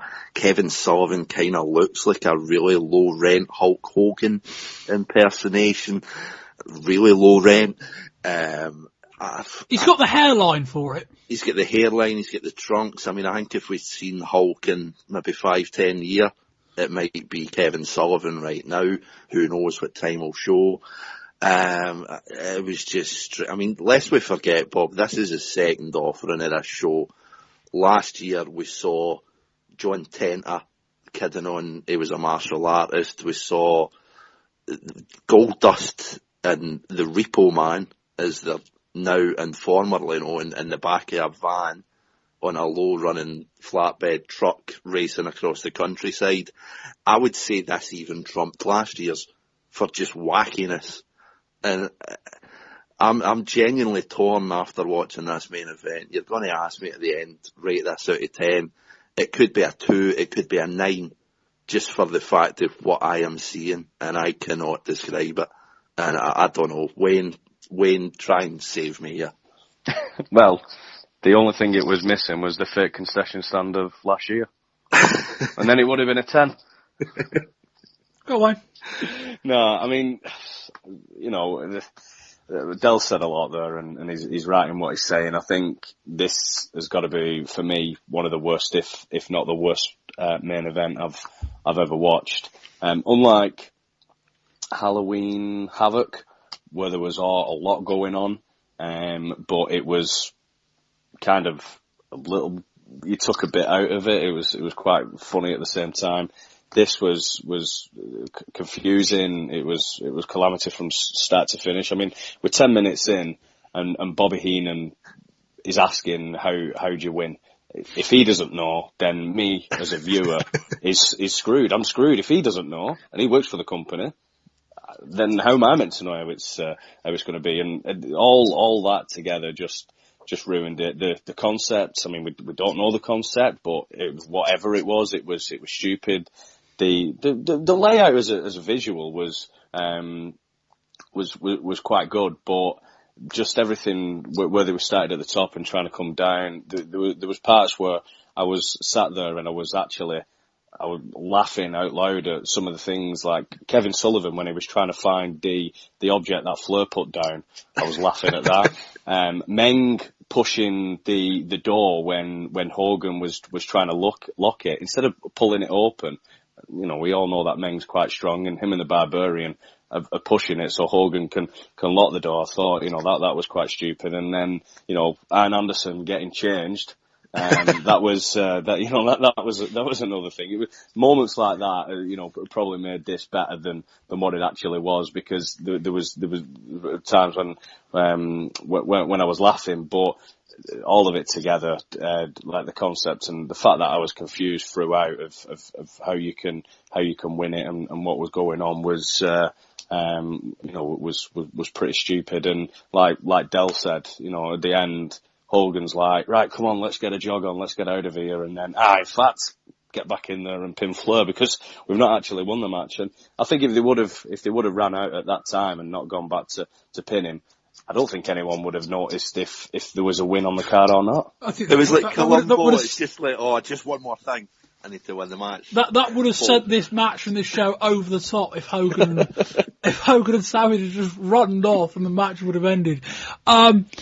So many questions and so little answers. This is mental. Like the original concept here was a 4-on-1 match, and I guess that would have made sense, in that Hogan starts at the top, presumably against Arn Anderson.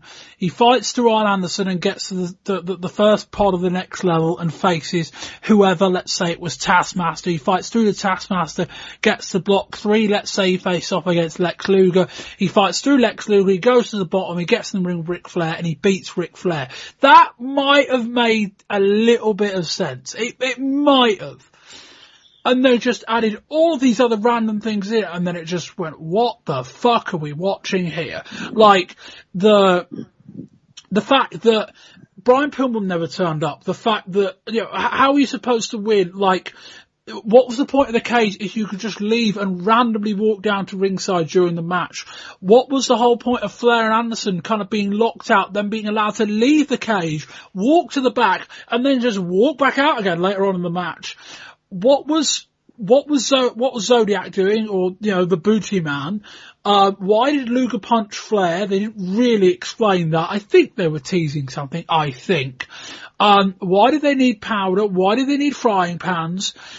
what were the rules of the match? Like, I don't know. But the weird thing is that I didn't hate this match. It was about 27 minutes long. It was completely inexplicable. And yet I sat there so just jaw agape. I couldn't hate it. Because it was like, what the hell are we seeing? And like, because it's not a wrestling match. You can't I can look at Diamond Dallas Page and the Booty Man and say it was an awful match because it was an awful match. I've never seen a Doomsday Cage match before. This is both the best and worst Doomsday Cage match I've ever seen. Del, any answer to any of those questions? I'd like to say, I'm at a loss, an absolute loss. And the more that we talk about it, and the more that we look at the confusion and the confliction, then I'm edging closer to a 9 out of 10 for this show, Bob. And the bit where they exit the cage, what was the point of the cage? They could just walk out and they come out the cage, they then go back into the cage. But you know, the point was they had to exit the cage. There was no way to get to the ring without walking out of the cage. What was the point of the first 3 pods if the match had to end by pinfall because there was nobody there to count the pin? And then what was the point of having the 4 tiers if half of the opposing team isn't at the match to start with, and then they come out, and I don't know. Did the pinfall had to happen in that particular ring as well? Because it was already in one ring, and the Gangster and Optical Solution, what's it called again? The Ultimate Solution. Ultimate Solution. Dragging them from one ring to final solution, or there will be complaints. To bring them from one ring to the other. It was like, I was confused by that as well. Just stay where you were. The only possible reason, I think, see the powder that Hulk and Randy used.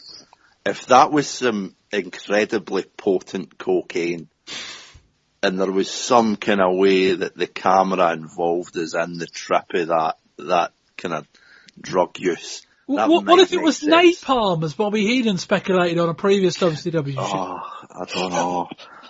I'm so confused, but I'm just edging closer to think this is the best thing I've ever seen. You have to watch this match. You just have to. It's not... I don't know. Del, your overall thoughts on this show and its score rating out of 10. What have we been watching? I've been doing this show too damn long. Honestly. The worst bit of it is we don't even question it anymore. No. There was a couple of decent things. Conan and Eddie was alright. That just slugfest between Finlay and Regal. There was the bit in the middle for maybe about 20 minutes, half an hour when you'd Parker and Medusa, you'd fucking beefcake.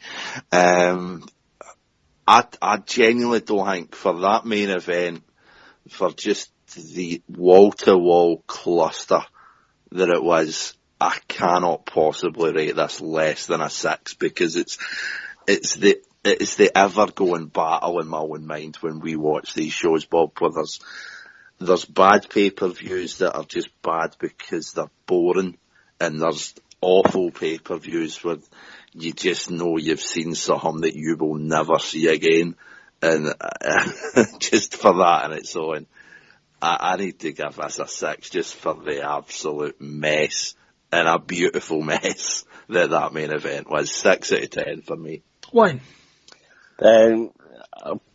Probably just going to be a straight up 4 for me. I can't go with Del on this one, unfortunately. As much as I do get my arm twisted sometimes, I'm sticking by my guns. Although there was moments in that main event where I was laughing. It was nothing to do with the actual match itself, and we're here to watch wrestling matches at the end of the day. So big thumbs up for the brawl between Regal and the Bruiser, and obviously the first match as well. But everything else I didn't enjoy all that much. So yeah, just a 4.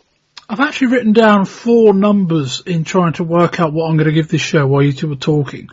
I went from a 5 to a 4 to a 2.5 to a 3, and I've come back to a 5, which is probably a good illustration of how difficult it is to score a show in any kind of way when you've got, you know, some stuff that is genuinely horrendous and some stuff that's quite good.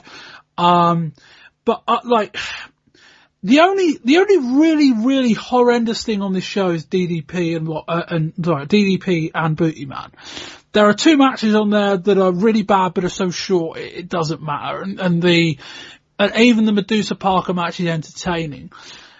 And I find it difficult to be truly critical of the main event, in the sense that it was never really presented in a way that we are meant to take it seriously. Like, you just look at the thing and you go, this is fucking ridiculous. Like, why would we have a good match in that setting? What possible way could that happen? And I'm going to give it a 5 out of 10 with no confidence at all, other than to say that. It's an interesting follow-up question, though. I know we did mention it a few minutes ago. Wayne, what was more mental, this Uncensored or last one? Because I'm still inclined to say last year's. I think last year as well, because apart from the main event in this one, last year we had, like I said before, we had the fake concession stand, we had the truck. There was something else, and I can't for Boxer versus wrestler. That was it, Boxer versus wrestler. Plus there was the fact that Randy did run back into the cage and at least pin somebody that was in the match, as opposed to last year when Vader was in the Four Corners match. Well, in fact, yeah. Well, that was the main event last year, wasn't it? Ric Flair got dragged and Vader won and Hogan won because of it. Yeah. Yeah, I mean. If Uncensored is going to be this balmy every year, I think people are going to buy it. Like, it's one of those things. It's a very watchable, if completely fucking crazy show. And if you're going to deliver it year on year, like, you can't do this cup of car crash too often. But if it's the one night of the year where we just throw the rules out the window and just go to hell with it, let's see what crazy shit we can come up with, I think people are going to watch. And that's why it's hard to be immensely critical of this show, is that it's bloody watchable. And that's, you know, having sat through some really, really dull pay-per-views last year that probably scored similar scores to what we scored tonight on the basis they were all really flat shows. This wasn't that. And it's like, I think if you paid, you know, $29.95, whatever the WCW are charging for pay-per-views these days, I think you got your money's worth, in the sense that if you're presenting an 8-on-2 main event, you're not buying it expecting a classic. You're not buying it expecting Bret Hart and Shawn Michaels at WrestleMania. I don't know what you're buying it for, but if you bought this show, I don't think it came not as advertised. And so I think our scores are probably about right. More of the Belfast Bruiser and Regal type matches rather than the Booty Man DDP matches, though. Yes. And we can only hope that the S&M funhouse of the main event setting can become a staple of modern day wrestling. I'd like to see them try and make sense of it for future years. Like, what other combination of this match you can do? I think it'd be more fun if you started at the bottom and worked your way up. That'd make a lot more sense, actually, in theory. Like, the match finishes in the top one, not in the bottom. But I don't want to give them any ideas. Show on March the 25th opens with Randy Savage against the Belfast Bruiser. This is a hard-hitting match, as you'd expect. Bruiser misses a shoulder charge in the corner. Savage hits a top rope elbow drop to win the match. We briefly get a rendition of I've Got the Whole World in My Hands from Ric Flair. He's out cutting a promo with Miss Elizabeth and Woman. Flair has words for Lex Luger after what happened at the pay-per-view. During the match between Conan and Mr. JL, they mention Savage is going nuts backstage trying to find Flair. After a decent match, Conan picks up the win with a slam. Kimberly Page is out for a match with the Booty Man against the Disco Inferno. She's now being called the Booty Babe. Booty Man makes light work of this one. Next up is Sting and Lex Luger against the American Males. They're still teasing Sting being a very forgiving friend to Luger. Sting and Bagwell have a good exchange for a few minutes. Luger unloads on Bagwell and Sting looks a bit alarmed at the severity of the attack. Sting and Luger win when Sting pins Scotty Riggs. Luger runs off with both belts. Sting has to ask for his one back. Sting stays in the ring and raises the hands of both Bagwell and Riggs. Ric Flair comes out for the main event with Woman and Miss Elizabeth. Elizabeth has a handful of money. They're saying it's Savage's money. Savage comes down the aisleway and has to be held back by Jim Duggan and Eddie Guerrero. Woman manages to get a slap in. The main event is Flair against Giant for the title. Flair ragdolls for Giant early doors. Giant no-sells Flair's chops. Who doesn't these days? Eric Bischoff announces WCW Hog Wild in August at the Harley-Davidson rally in Sturgis. Giant heads to the top and goes for a splash. Flair rolls out of the way, but even if he didn't, Giant actually leapt so far he would have missed him anyway. Giant chokeslams Flair. The ladies jump in the ring. Anderson runs out and whacks Giant with a chair. Giant chokeslams them both, and the match is ruled a no contest. Oh, my, Miss Elizabeth, woman. Oh, Nature Boy Ric Flair, I got a ton of things to talk to you about later on tonight here on Nitro. On top of the fence as a result of what happened last night in Tupelo, you're going to be facing the 7'4", 446-pound Giant. Unhand me, woman. Me, Gene, tonight we slay a real live, walking, talking, fire-breathing giant. And I want to assure the world, before it's all over, I will look down at the giant and say, brother, ask yourself this. What's causing all this? Woo! I got the whole world in my hands. I got the whole. It's not easy being a nature boy. Me, Gene, look. We got world title belts. We got woman, won't you marry me now? And we have Macho Man's former better half now with the Nature Boy. All right, Ric Flair, before we go any further, they have been calling the hotline all day long. Folks want to know what happened last night at Uncensored. You got KO'd, and I think it was quite intentional by Lex Luger. I not only got KO'd, for the first time in a couple of months, you see him flying so high. Me, Gene, I really haven't looked at Luger. I really haven't looked at the package for what he is. And that is a man that wants to be where I am.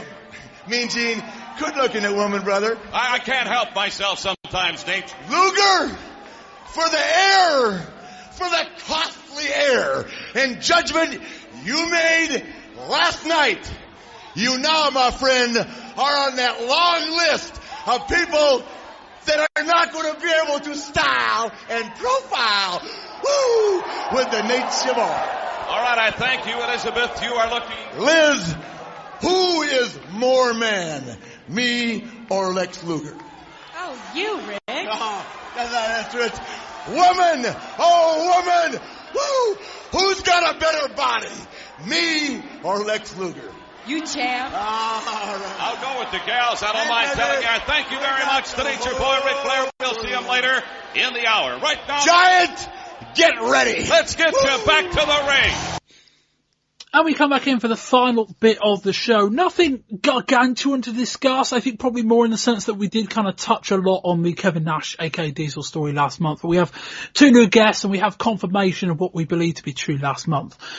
In that Diesel, or Kevin Nash, aka Diesel, has formally handed in his notice with the WWF, and has reportedly signed a 3-year contract with WCW, rumoured to be in the range of anywhere between about $450,000 and I think $750,000 per year. I think the assumption is it's probably on the lower half of that. You know, obviously he's got the rest of his time, the WWF, to his notice period to serve, so logically it'll be available, I think, early June if it's 3 months. This kind of happened at the very beginning of March. Jell, it's a big get.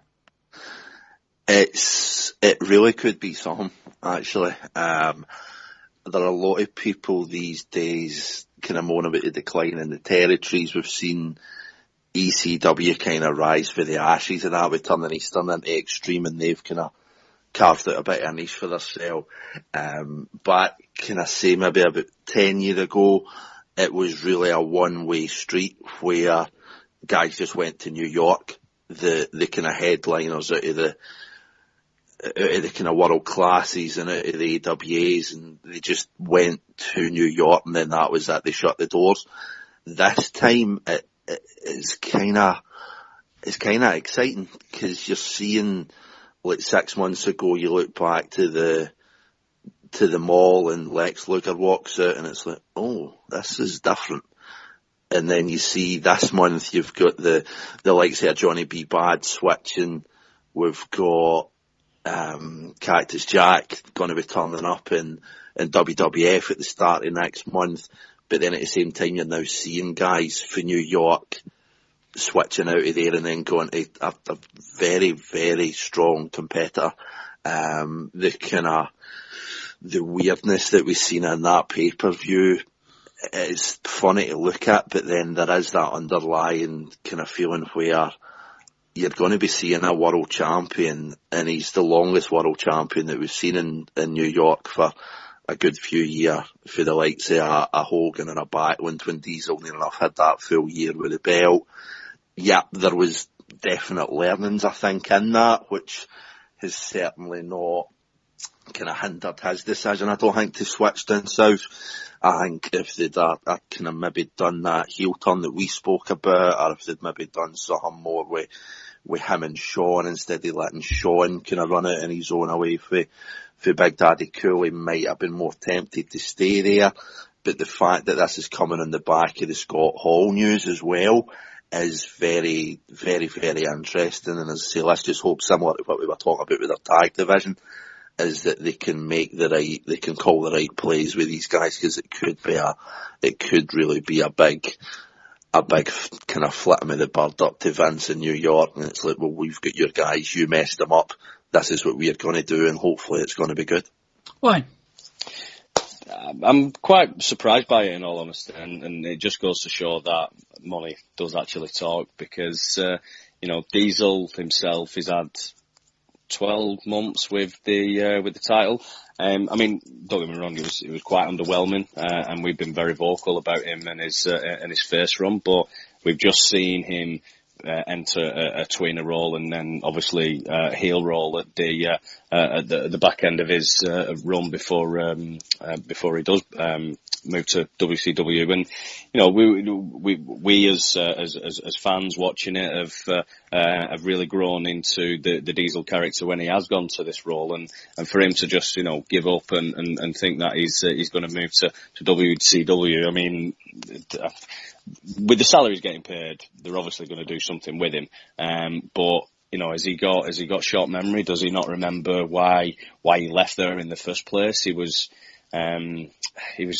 treading water. He wasn't doing anything. He was his Vinny Vegas character. Vinny Vegas was headed for the top, Wayne. Well, not WCW didn't think so, because he might have been that character, but they wasn't doing anything with him. And yeah, he might have been shown that sort of potential in him, but WWF have brought him in, and then Vince has seen that potential and thought that they want to do something with him, and they did do something with him. Unfortunately, his first run didn't quite work out, but what's to say that he didn't enter that heel role and was heel for some time, and then gradually become the face that we all thought he could be, which was a dominant face who was also a monster. But obviously that role wasn't played out the first time we entered it. So I'm quite surprised in that sense that he has wanted to make the move, and obviously reading all the all the notes as well. Thing in the news with Hogan saying he'd be better thinking that the money would be going better elsewhere, to a Yokozuna or to an Ultimate Warrior. Now, that's only to benefit himself, and maybe that's why he's being quite vocal on that point, because he sees someone like Diesel as a threat, because he will be if he's coming into WCW. Like I said before, with the salary that they're going to pay him, they are going to do something with him. And as I said before, I'm quite surprised he's made that move, but I know for a fact that with the way that they've done the Lex Luger character, I think he's come on leaps and bounds in the character that he's got at the moment. And if Diesel follows suit, then I think we're going to be watching something that's going to be must see. Yeah, it's not hard to work out why he would have jumped at this opportunity. I don't think it's purely financial. One, in the sense that, there's certainly probably finance is probably a large part to do with it. In the sense that WWF pay, a lower base salary, but, because they run more house shows and because their merchandising arm is stronger, you have the potential to earn more. And I think by and large, there's the thought, and certainly there's the thought when discussing around, Scott Hall, Razor Ramon, was that in actuality, his earnings are probably going to be fairly similar, certainly to what he was earning in WWF, say, in 1994, if he moves across. So it's not like the money's necessarily any different. I think the big point is that he'll be earning a similar amount of money, perhaps a little bit more, but crucially working far fewer days. There's a great quote. We're going to come on to the Johnny B. Bad story in a bit. Johnny B. Bad did an interview with Wade Keller in the Pro Wrestling Torch, and one of the things he said was, I spent 3 years at WCW earning really good money, and now it's time to go out on the road. I.e., I'm now, not that the money necessarily will be a lot different, but more that now it's a case of I kind of got to earn my money. I've got to work more days. I need to actually start working. Yeah, to a point. I don't think he meant that in quite such a black and white way, but more just in the idea that there is a difference between working for WCW and working for WWF. I think if Diesel looks at a guy like Lex Luger and goes, well, Luger kind of died on his arse after his babyface run went. Now, admittedly, Luger didn't turn heel. He just kind of tread water. But Luger went to, WCW as this flat act from WWF, and they've turned him into something really quite fun to watch. This heel, friends with Sting, this quite compelling character. He's not at the top of the roster, but he's one of their main guys. It's not hard to work out why Diesel might find all of that more attractive. And there's no, Diesel's a heel, even if it worked. Like, they showed as a babyface they couldn't book him. There's no real guarantee that they're going to get it right as a heel, even if it gets over. It's still the same thing. It's still basic matchmaking. And okay, I suspect Vince will probably have an easier time booking Diesel as dominant heel as he would do trying to book him as a Hulk Hogan-like babyface towering over all of his opponents. But if it's gone wrong once, it's probably going to go wrong again. But yeah, a big get. It's a big loss to WWF. I think that there's a lot of talk, certainly around reading the Torch and the Observer this month, just about the perception. One of the things about Johnny Bad that we'll come on to in a second, and one of the reasons I think why the Nasty Boys stuck around is that WCW didn't want to be seen as a company that's losing talent. WWF bring in Ultimate Warrior. Johnny Bad will turn up soon rather than later. Mankind, okay, Cactus Jack is turning up. Names are coming into WWF, and there's almost this perception thing that they don't want to be seen as, being this company that's losing talent rather than gaining it. So there's that part of it as well. And there's just this brilliant throwback to the Billionaire Ted segments in January. Billionaire Ted says, I don't make talent, I buy it. Yes, that's what happens. And it leads in quite nice as we move on to the story about Johnny Bad. Here's a quote from Mark Merrow, Johnny Bad's real name, talking with Wade Keller. This one's Pro Wrestling Torch. Eric Bischoff has never created a star in WCW. I'm not putting anybody down, but none of us have become stars, including myself. Sting is probably the biggest thing WCW has ever created, but he's never got to that level of Macho or Hogan. It's obvious now because those guys come in and they put Sting right down. It's sad, and Sting is one of my best friends. He never gets the credit he deserves because WCW cannot make champions. WWF makes them, and WCW takes them. Wayne, on that quote or otherwise, thoughts on Johnny Bad's departure? If you was asking me this 6 to 8 months ago, I probably wouldn't have batted an eyelid. I was like, I don't really like the guy.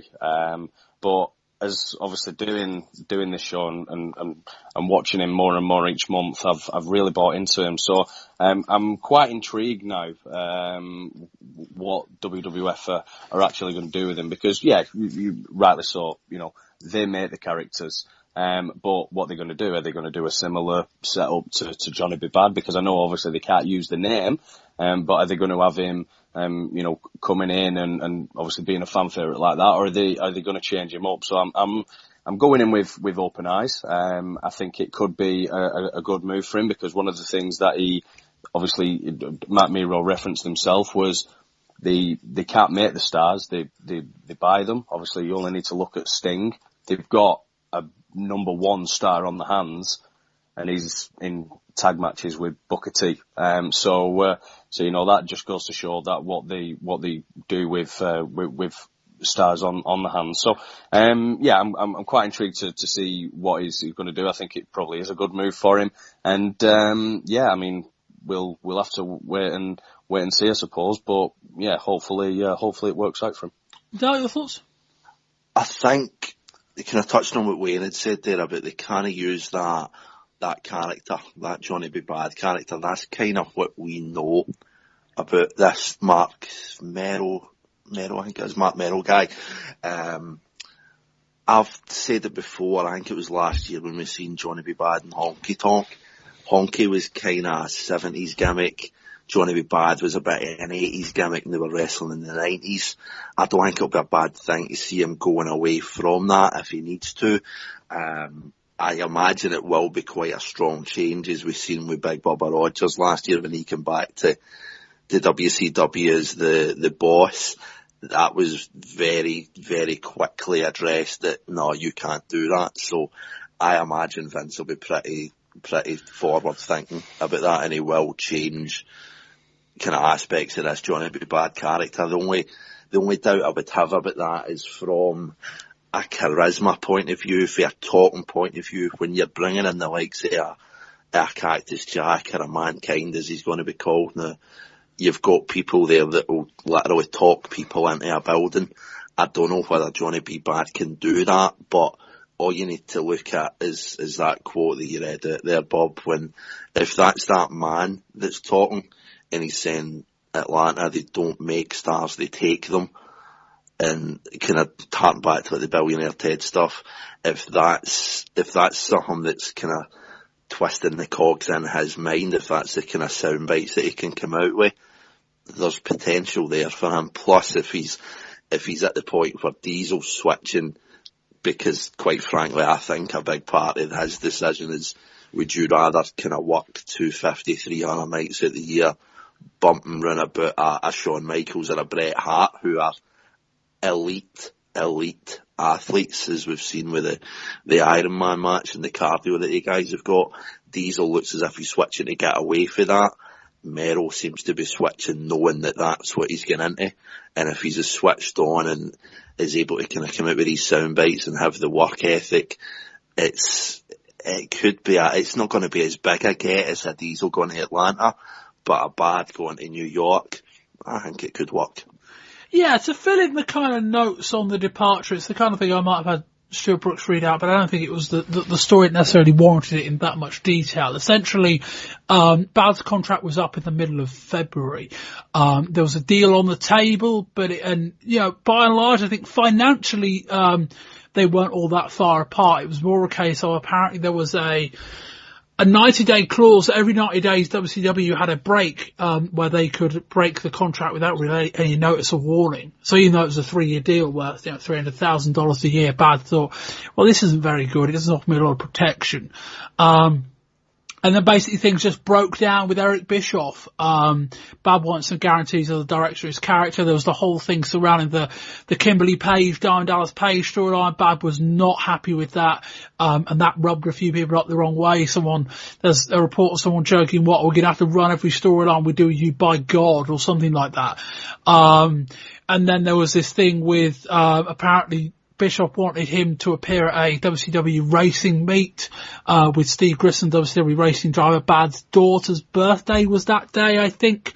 So Bad said he couldn't do it. Apparently that got heat with Bischoff. Bad then said, okay, I'll do it. And then Bischoff said, actually, I don't want you there anyway. And that was really that. And apparently Bad tried to kind of end it on bad terms. And Bischoff said, this is ending on bad terms.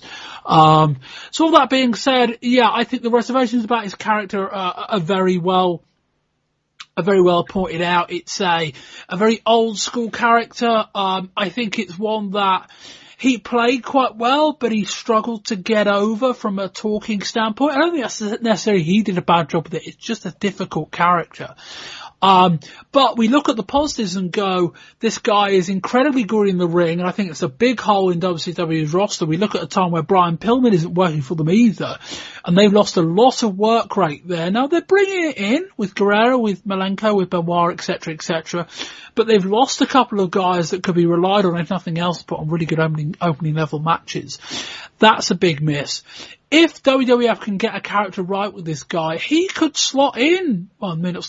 He could climb to kind of upper mid-card level in that company and be this kind of number 4, number 5 level babyface, maybe, if they get it right. But he's certainly got the talent and the opportunity.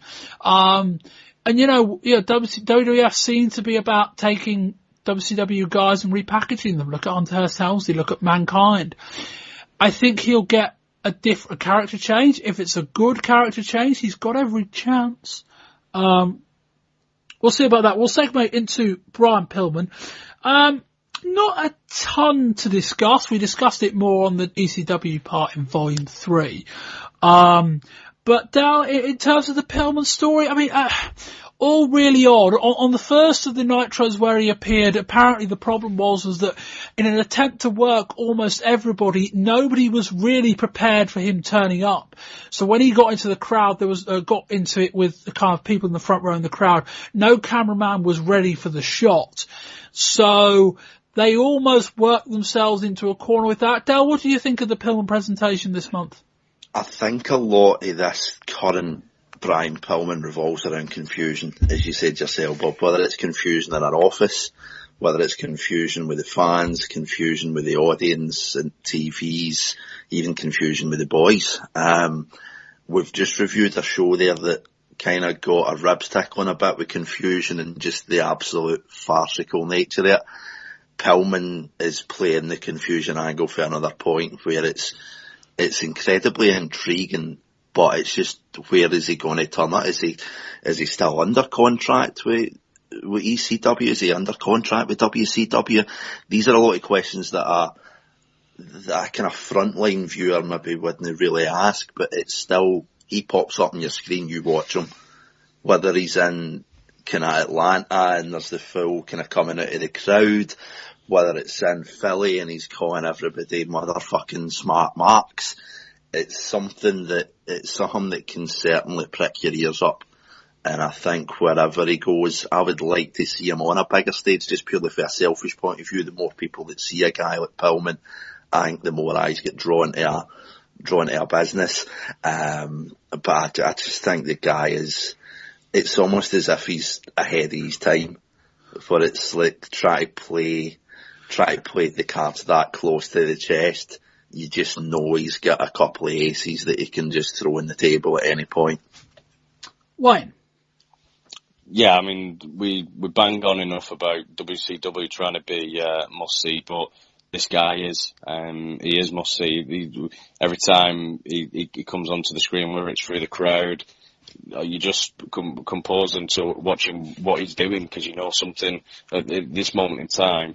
You know he's going to do something which is quite outrageous, like whether it's turning up at ECW and forking someone in the face, or whether it's turning up to WCW Nitro and lumping one straight on Savage. You know you're going to get something from him. I think the fact that he's not being overexposed, he's probably playing into everyone's hands at the moment. I think as soon as they show too much of Pillman, it could wane quite quickly. So well, with somebody that has a pawn shot for pissing in ring, the overexposure could well be a problem. Yeah, true. So I think obviously they've got to tread carefully with it. But this month can't fault it again. I said it would have been nice if he would have turned up in that Doomsday match, not actually be in the match itself, but near the end, just be there to do something. Could have been could have been quite special and eventful. But the fact that he turned up at the Nitro, and as I said, he actually socked Savage and was I think it was Sullivan he was going after as well. I can't fault the way that his character's playing out at the moment.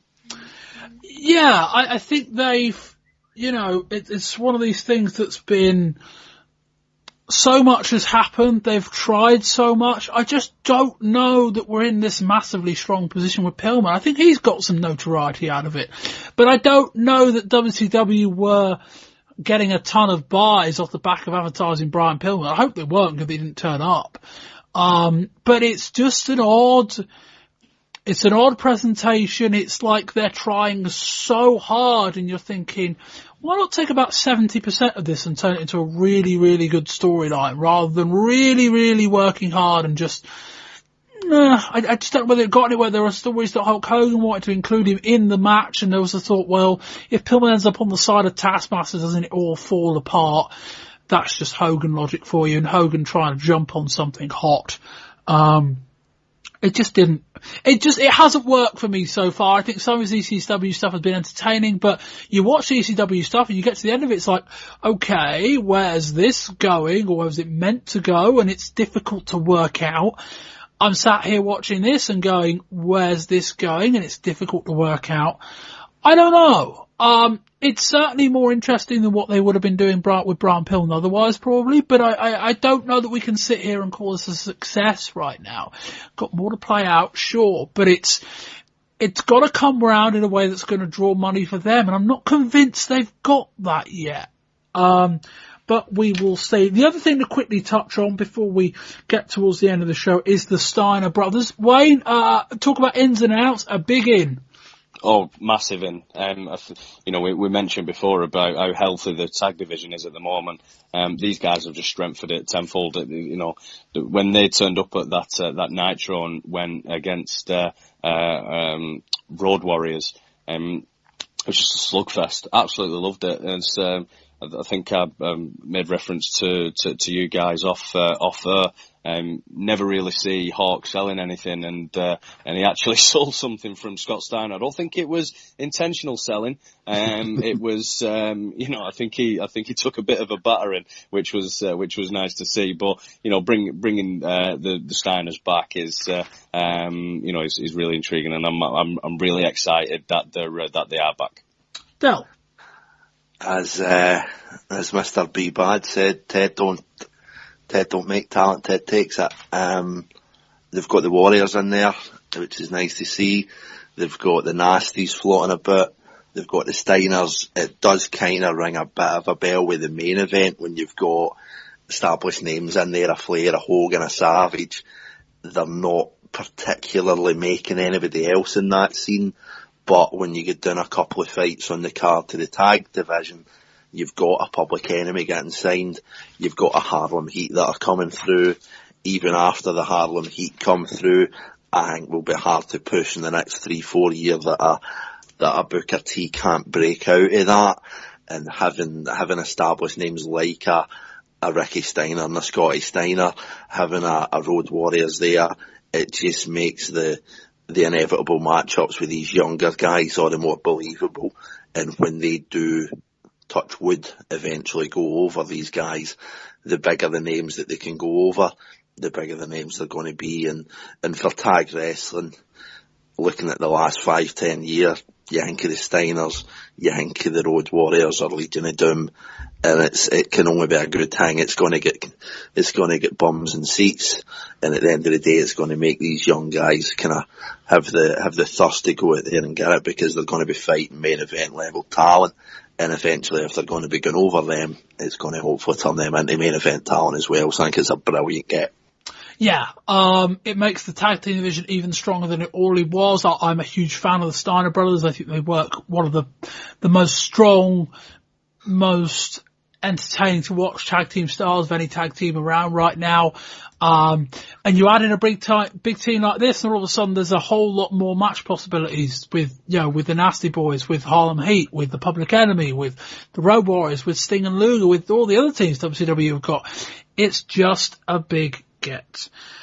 Anyway, speaking of the WCW tag team division, in the last few minutes I've been hastily recalculating my maths from earlier. Oh.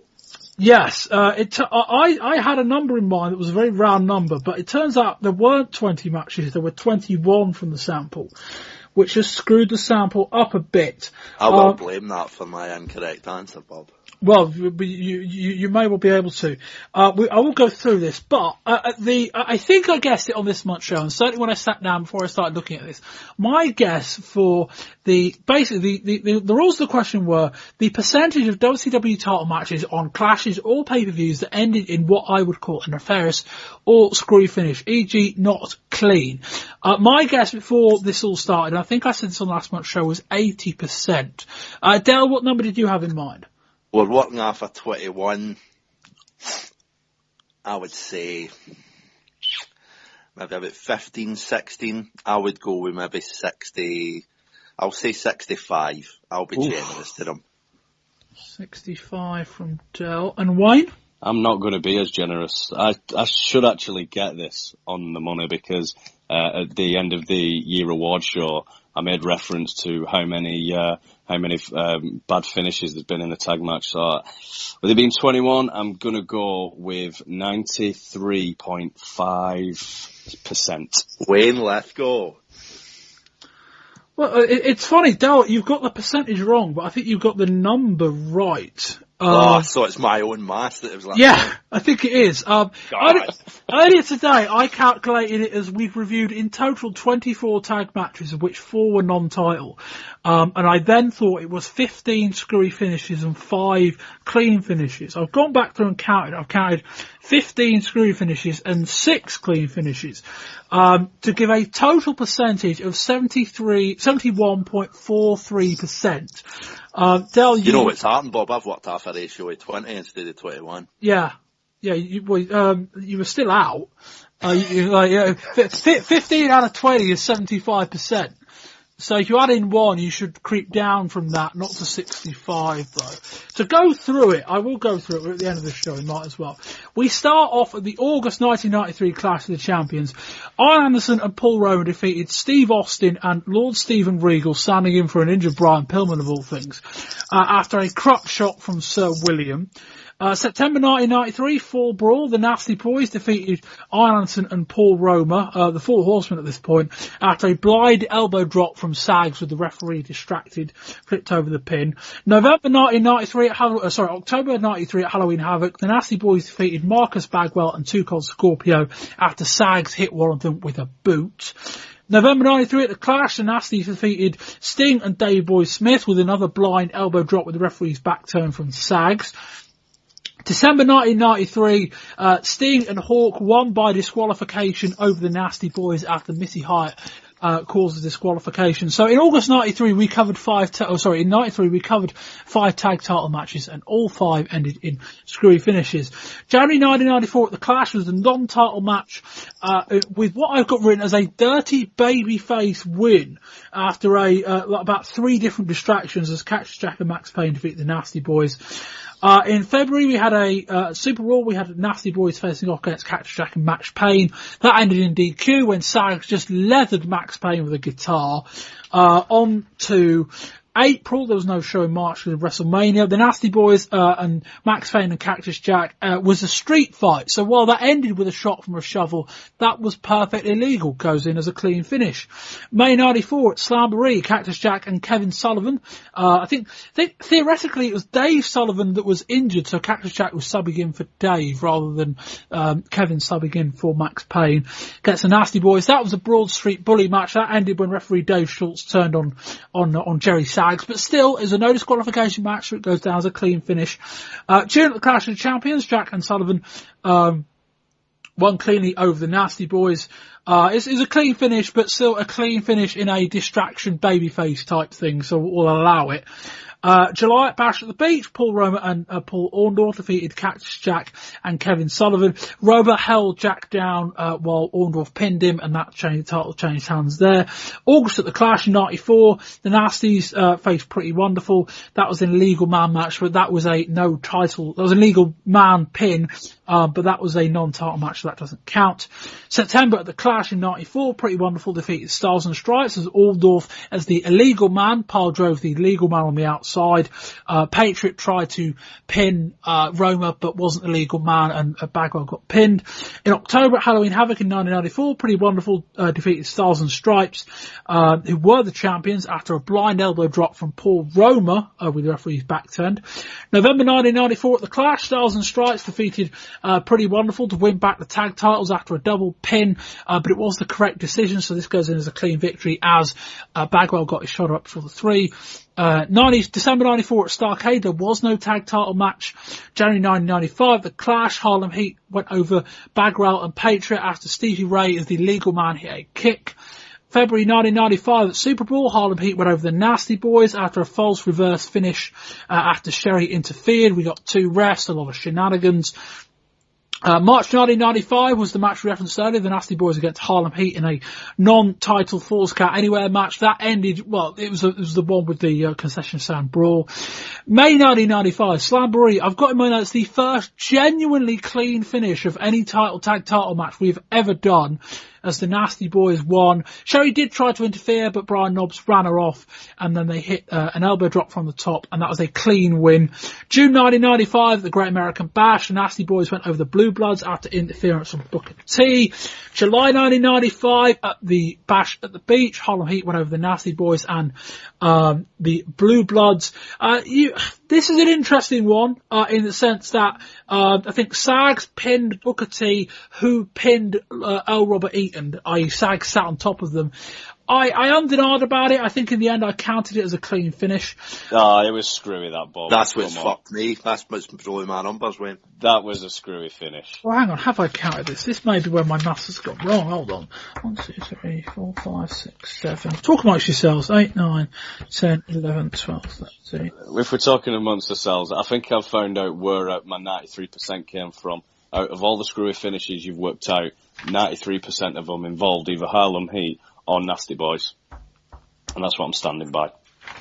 I'm just going to blame the fact that the Halloween Havoc screwy finish I never noticed because I was still in tears over the death of a giant. Yeah. I can see your point on that one.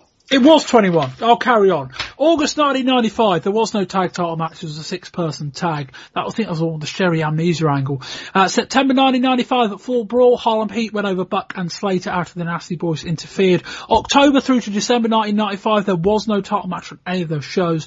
January 1996, Sting and Luger went over cleanly over the Blue Bloods.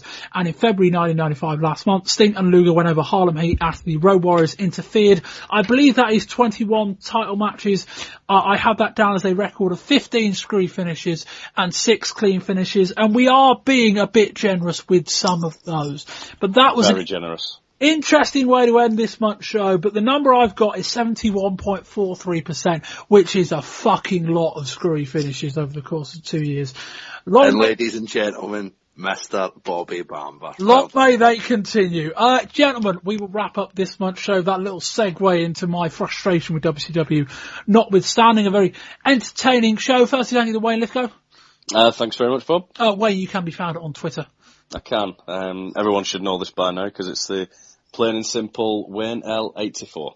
And Del, 6 months out, you picked one hell of a show to come back for. And I am only too thankful for the invite, Bob. Thank you for such a momentous occasion for my comeback. I'll ask you on air, Del, if not to put a little bit of pressure on you. Are you going to take back over the power rankings from me that I've been kind of propping up on the website the last 4 or 5 months?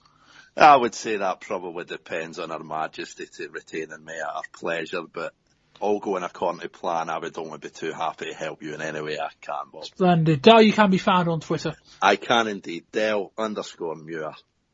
Excellent. Yes, you will hopefully, you will have heard us talk about WrestleMania on part 1. It's going to, in theory, be me, Del, and Wayne. On volume 3, ECW, we look at the stuff around Brian Pillman, Big Ass Extreme Bash, the end of Cactus Jack, as sweary as hell, New Jack promo, lots of stuff on there. You can find me on Twitter at Bobby Bamber. You can find all the information about the show on Wrestling20YRS.com. If you're on iTunes, leave us a rating and a review. And I think that's about it. I've been Bob Bamber. This has been Volume 2 of the March 1996 edition of the Wrestling 20 Years Ago podcast. And until next time, goodbye.